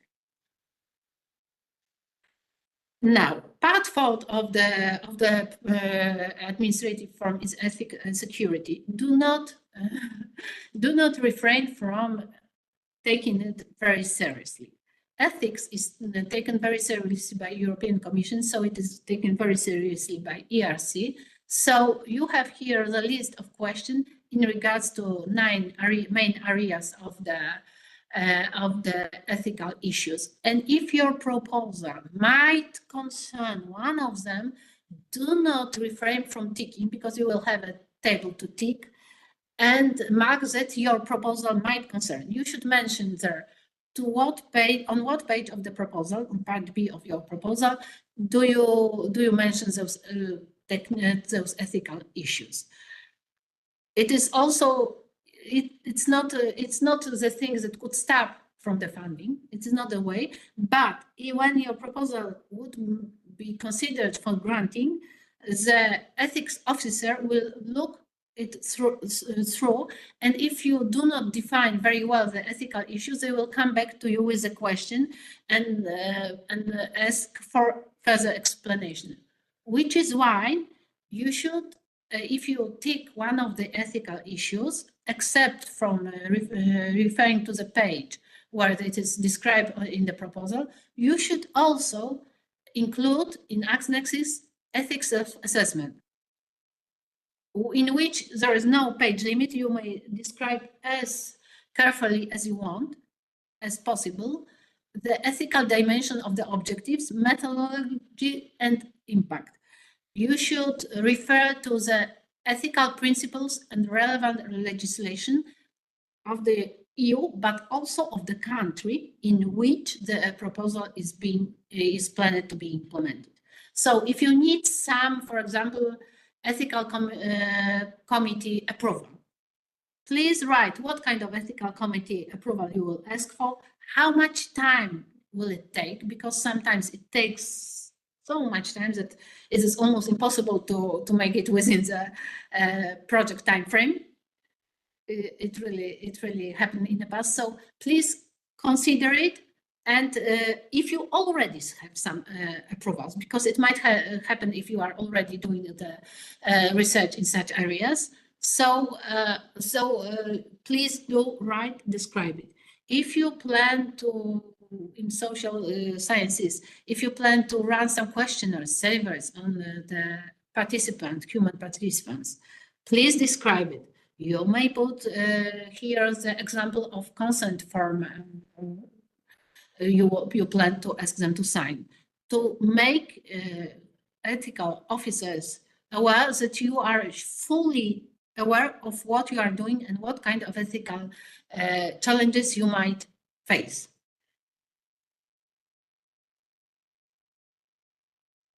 Now, the second part of this ethics and security is the security issues.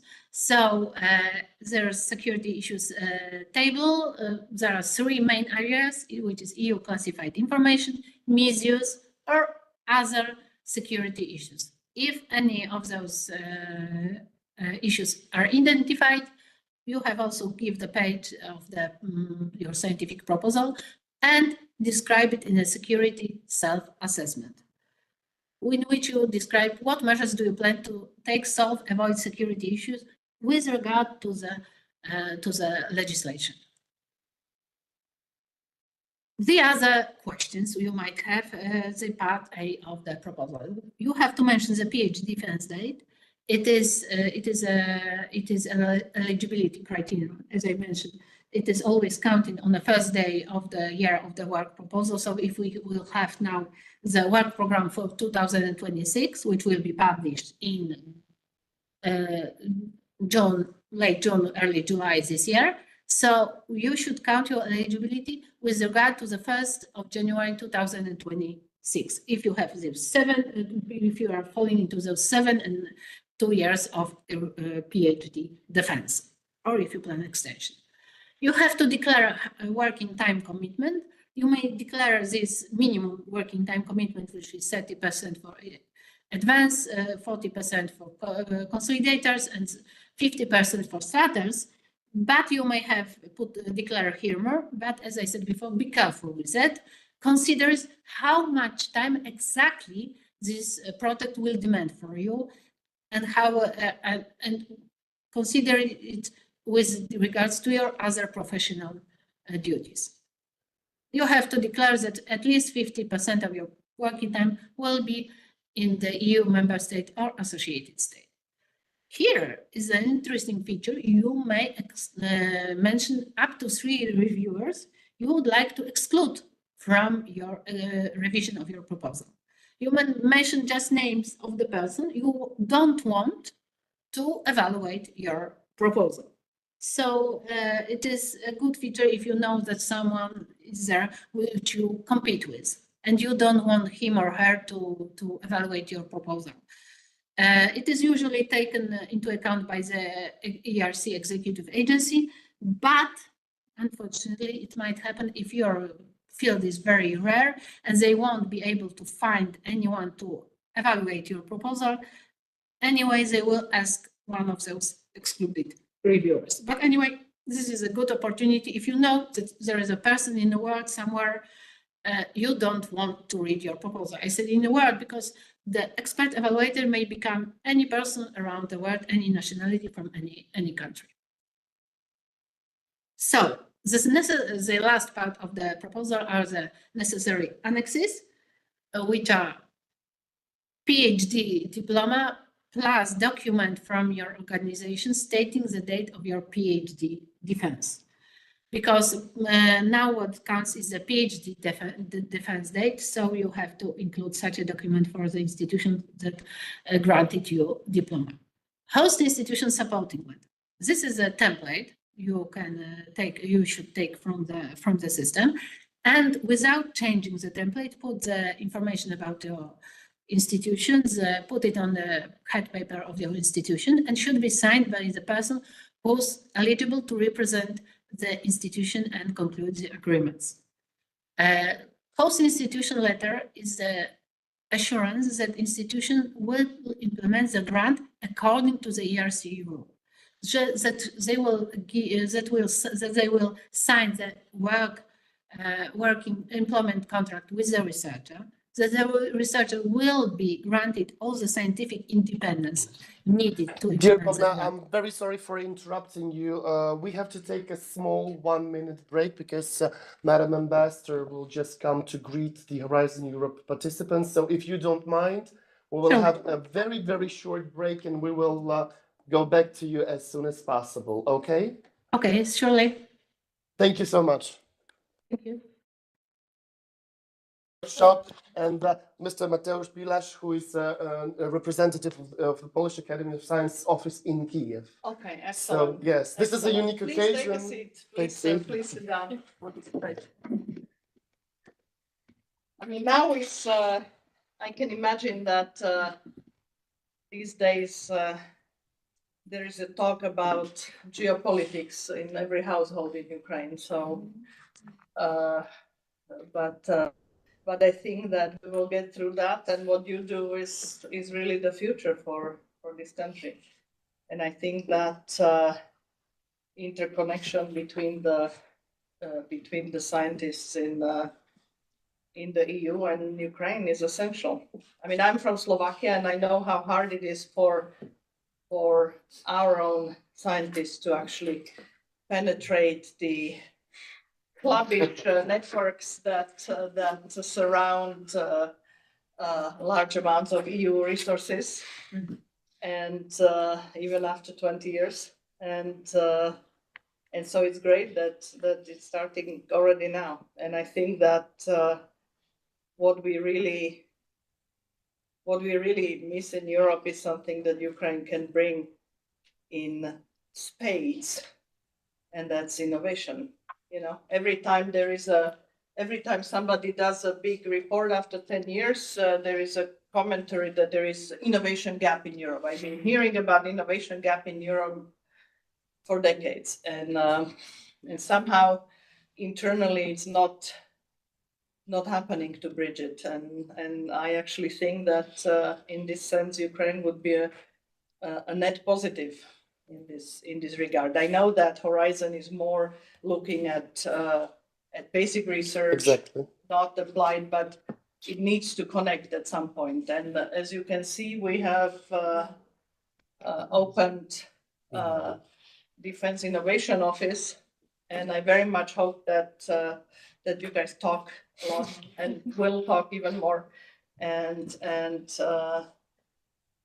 that we can really bring also the innovation with the scientific community closer together. That's exactly what we're doing under your leadership, and I avail myself of this opportunity, Madam Ambassador, to introduce you to Ms. Olga Polotska, who is the director of the National Research Foundation of Ukraine, who is office is the part of the National Research Foundation of Ukraine. And this is a very nice occasion because all of the people you're seeing here, they are all PhDs, young and talented and dynamic. I'm very flattered to work with them as a policy officer in RNI under your leadership. So, Ms. Polotska, do you want to intervene a little bit? We have stolen Madam Ambassador from her very tense schedule.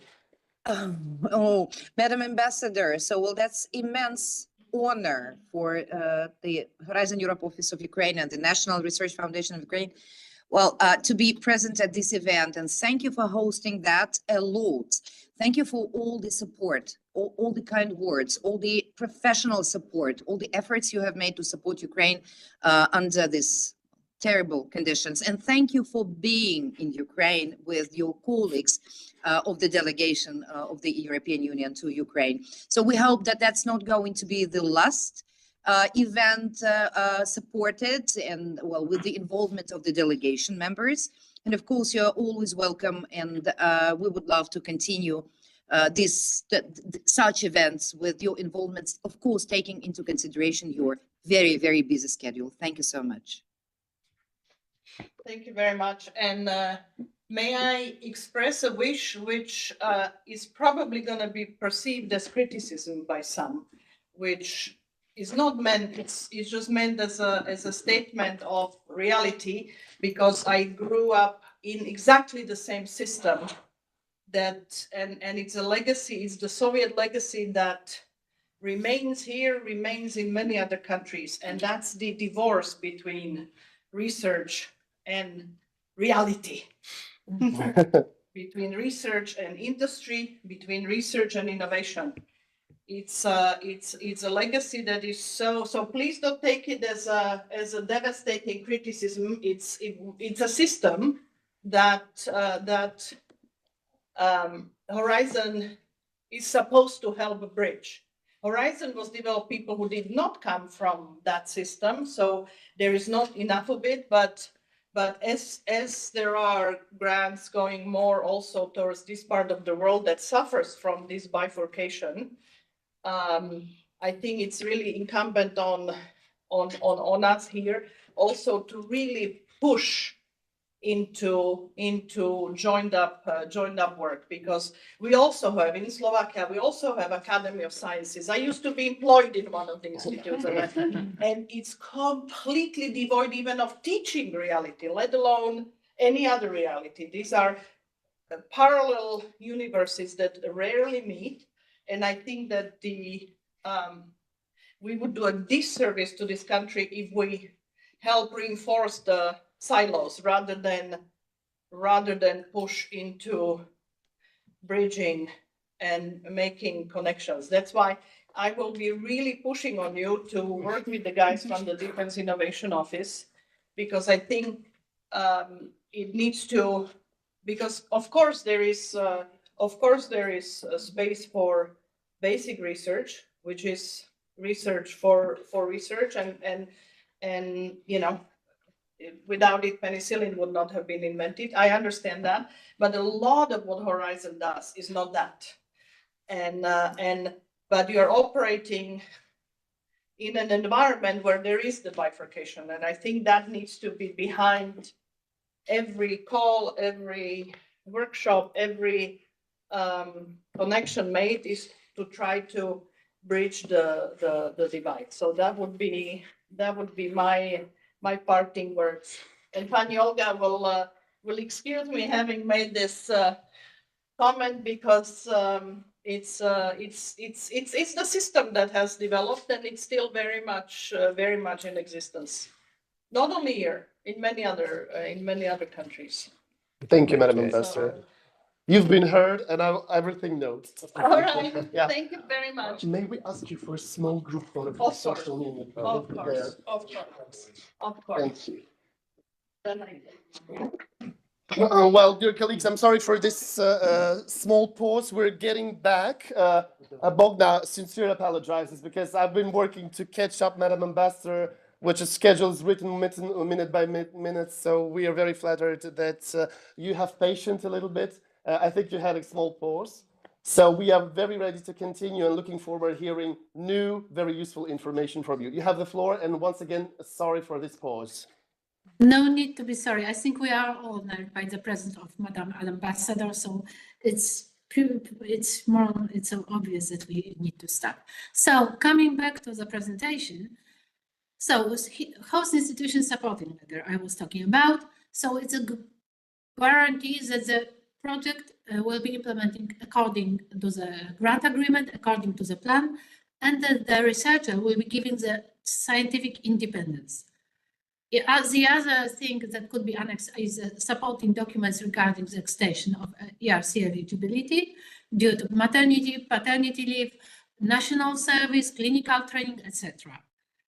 Also, the other annexes which could be attached are the ethics self-assessment, security self-assessment, if applicable. So you can upload them in a system as any additional annexes, but please do not attach any other documents like scientific reports or publications, because it is seen as a way to change the rules of the evaluation. So we are coming to the end. So proposal tips. Demonstrate that you are the best person to implement the research idea. Remember, when presenting your achievements, focus on those who are connected to the research proposal. It is also difficult to choose the better publication or the publication which is closer to the topic of the proposal. You have to consider it by yourself, but remember that you have to present that you are the best person to implement these projects. So even when planning your team, please do not say that someone is a better expert than you are in the main research topic of your proposal. So you should mention your achievements, international collaborations, participations in conferences. Show that you have the skills and competencies necessary to conduct your ERC project, not only research skills, but also some soft skills, experience in managing projects, experience in reviewing projects, as you are the best person. Show your mobility experiences. I mentioned before, it could be Polotska Kyiv grant or other grant. Usually, I've had some ERC panel members who said that there is no chance for the ERC grant if you don't have documented the international mobility, and the other grants funded in your country.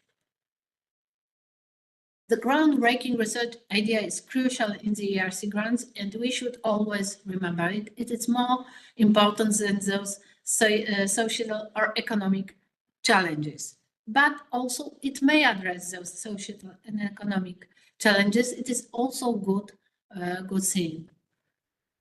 Preliminary research. It's a difficult issue.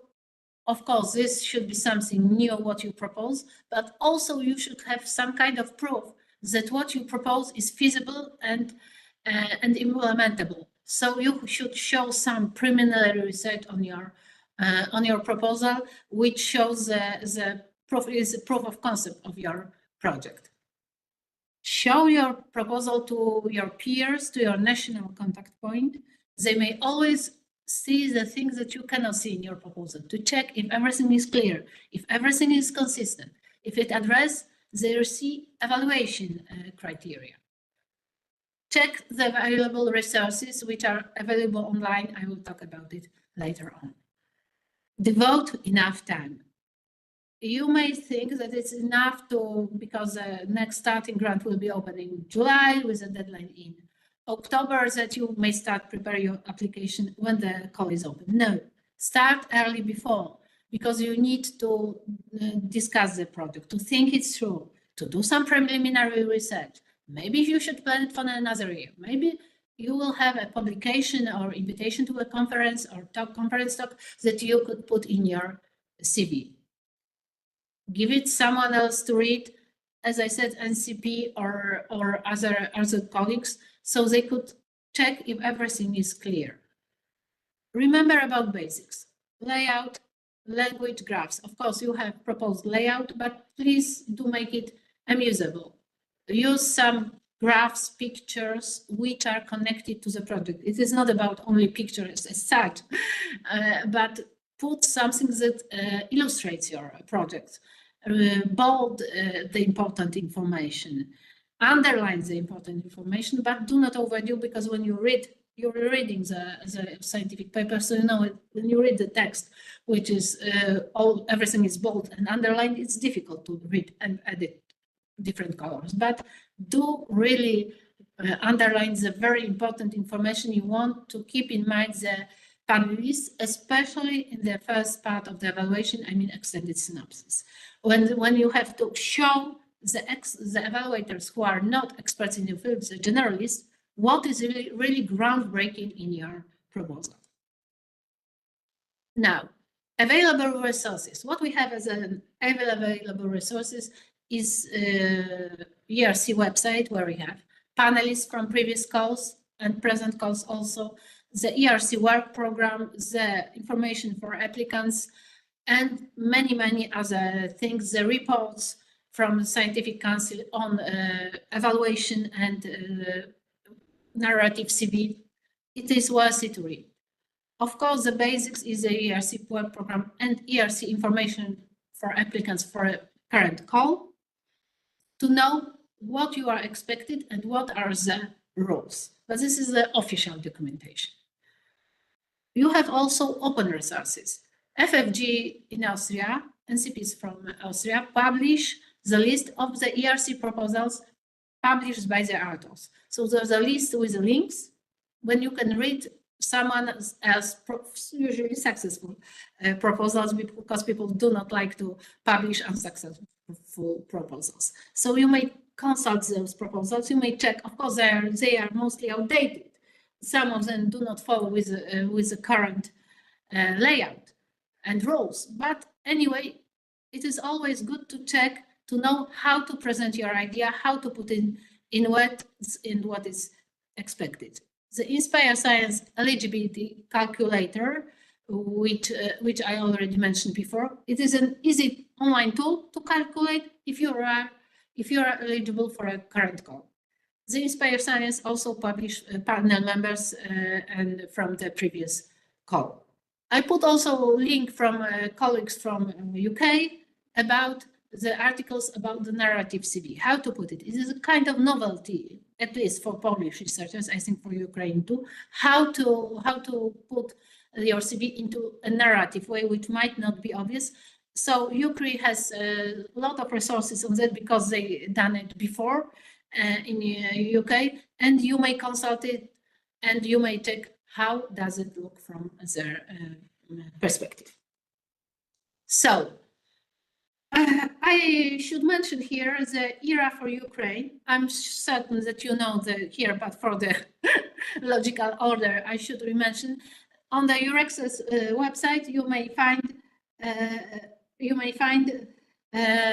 the ERA for Ukraine, ERC project opportunities. Each of the ERC projects which seeks for team members should flag there the opportunities searching for the researchers for Ukrainian researchers. Same for the other Horizon Europe opportunities. So here's the links for the EURAXIS. EURAXIS is the hugest database of the research jobs in Europe, but also has a special website devoted to the support for the Ukraine.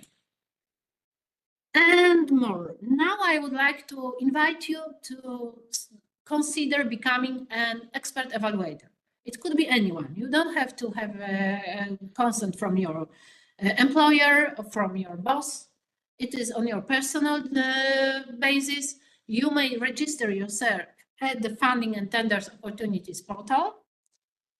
You may register. It's also easy registration. You just have to put your CV your expertise, in which fields you need to evaluate proposals, because not necessarily you have to be a researcher to evaluate the proposals. Some parts of the Horizon Europe, like Marie Skłodowska-Curie key reactions or coordination and support actions, do not consider research, but consider some other scientific management, scientific funding, etc. So anyone can register there and become an expert evaluators.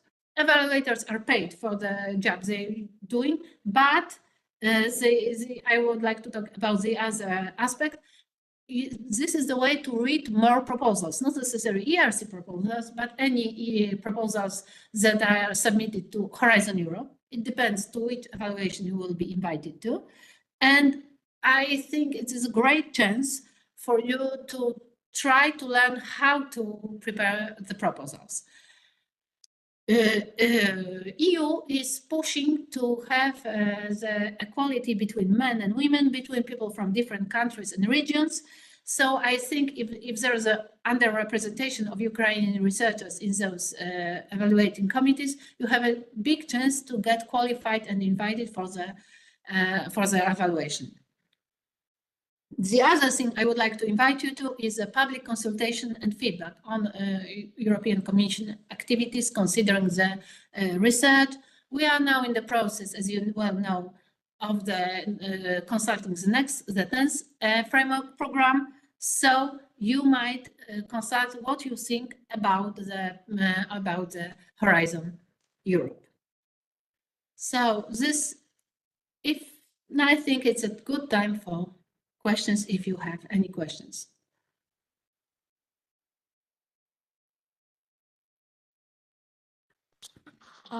Hello, my name is Taisia Simochko, and I'm one of the officers at the Horizon Europe office.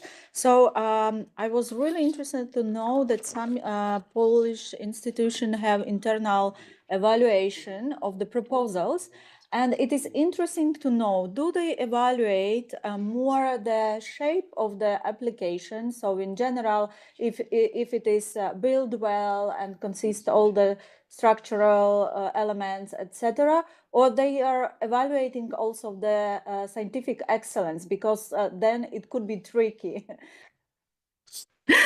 Yes, it is tricky. It depends. It depends. It depends. Different institutions have own different internal rules, and they are not very willing to share their own rules. Yes, but they do also evaluate the merit, because, for example, the universities like Warsaw University or Jagiellonian University don't want to submit the applications which are really weak. So they ask their own researchers, experts, deans, professors, renowned specialists to consider if this proposal is mature enough to be submitted to the ERC. And if so, they also have some mechanism to support the researchers applying like less didactic hours or some support from the grant offices. Thank you.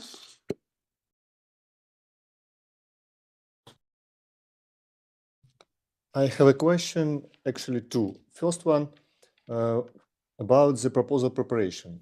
What do you think is a reasonable term to prepare a good proposal? So it means in a month or years, whatever. And the second, question about motivation.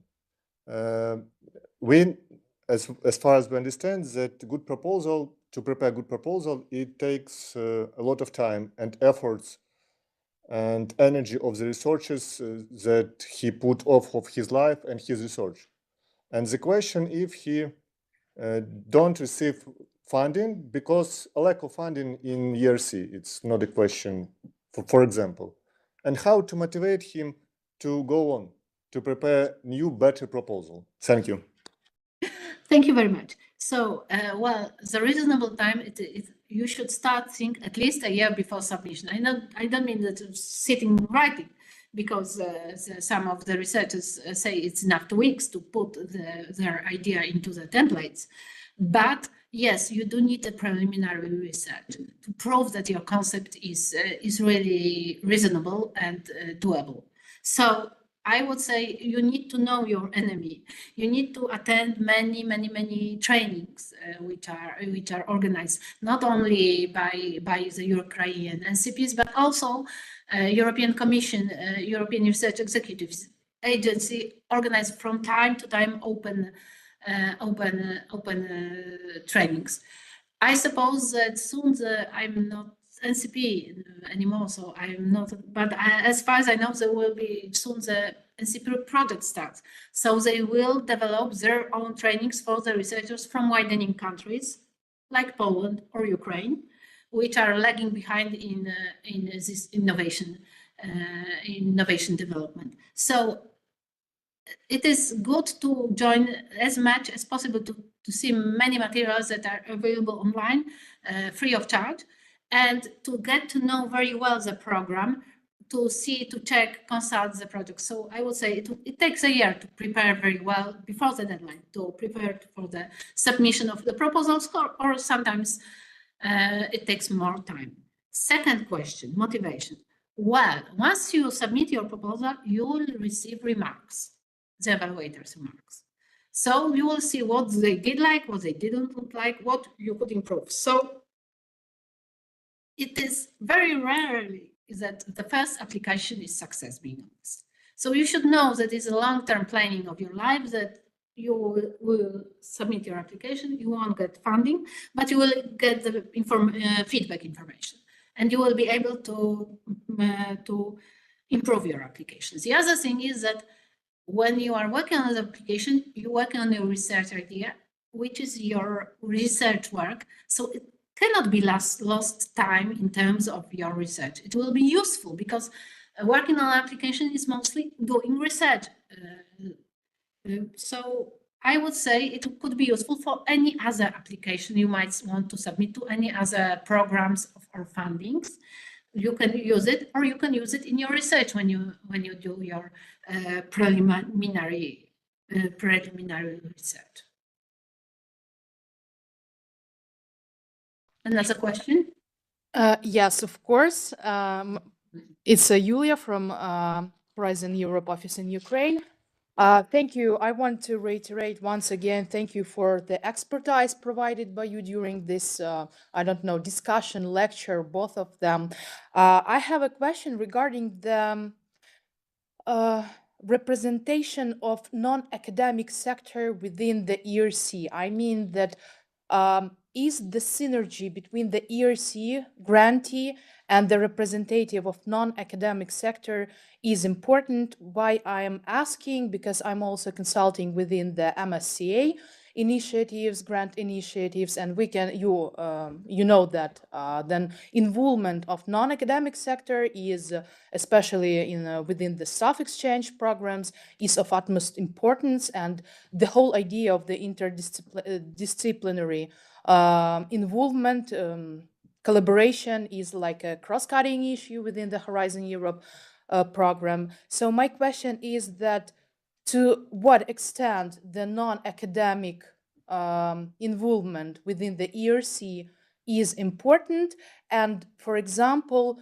can the ERC applicant prescribe the possibility in the budget, and then in the part B of to explain the importance of the, for example, non-academic placement, like by analogy in postdoctoral fellowships. Thank you. Thank you very much, Julia. Yeah, it is a very interesting question. So I should say it from the beginning. ERC grants are like no other Horizon Europe grants. They were invented by researchers, and European research councils stays on the opinions that it should be different. It's a pure research. Having said so, of course, it is welcome to have non-academic cooperation, but it's not necessary. You don't have to do it, and if you don't do it, it's not wrong. Of course, if you have some applications possibility of your research, you could mention it, but not focus too much. we have something, we have in the third pillar of the Horizon Europe, we have European Innovation Council. So if your research is closer to market, and if your idea are closer to market and you are at the application of your research stage, you should consider the Innovation Council, not the ERC.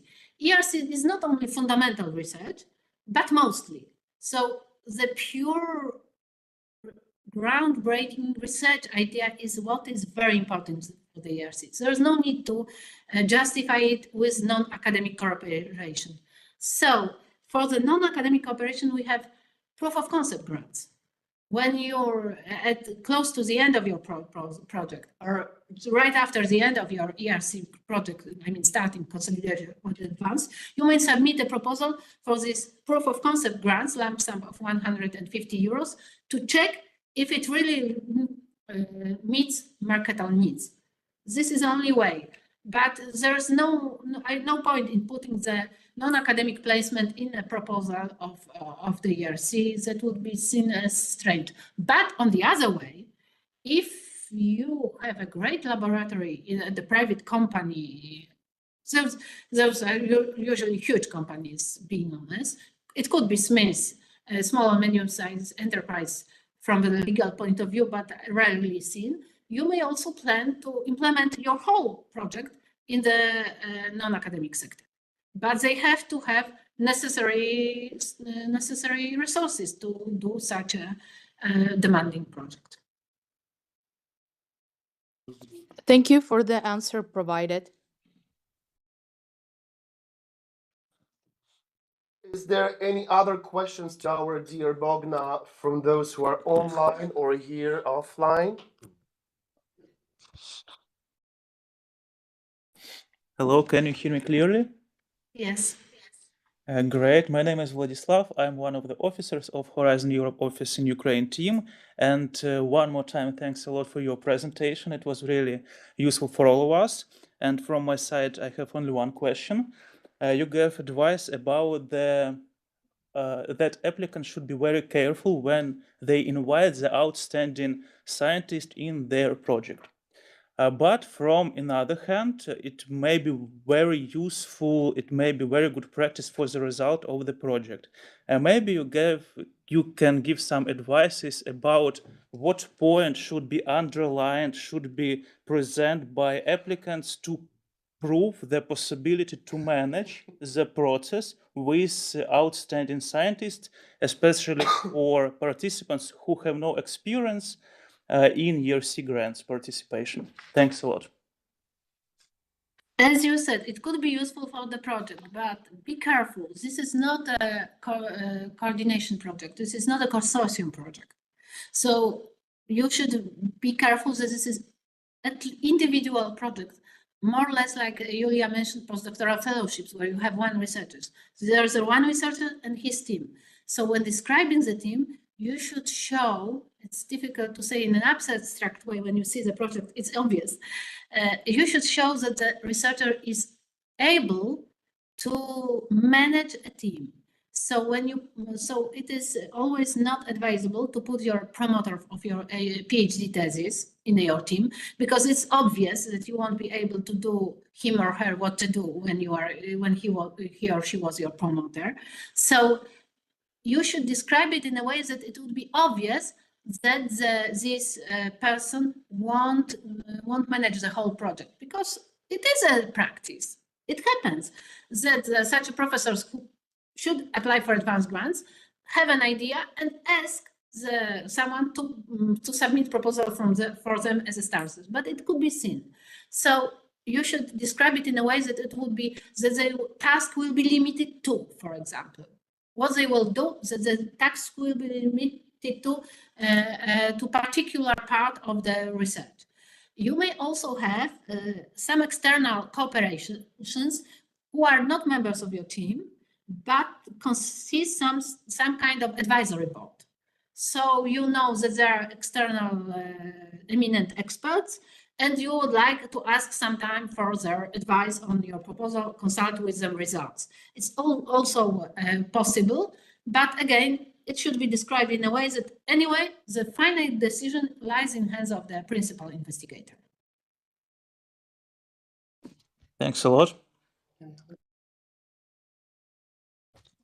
Hello, Mona. Can you hear me? Yes. Yeah. My name is Olga. I'm officer of Horizon Europe office, and I'm mostly involved in Pillar 2. So for me, it was very valuable to hear about Pillar 1 today and to learn more. I have a question on statistics. So when you say that you have 70, for example, the 70-year grants in Poland, so it's Polish principal investigators who you count, or it's a host institution? And if it's a host institution, so how many principal investigators from other countries do you have? Thank you. We count projects, because some principal investigators have 2, 3, or 1, even 4 projects. So we count the projects that are funded in each call. This is the way we count it. Yes, we do have some external principal investigators, but not so many of them. I would say it's like 5% of them come from another countries, and they are usually people who work for a long time in Poland, or due to some personal reasons want to move to Poland. Rarely it happens. Rarely that someone wants to come to Poland to run their research because of earlier collaboration with a certain team or university.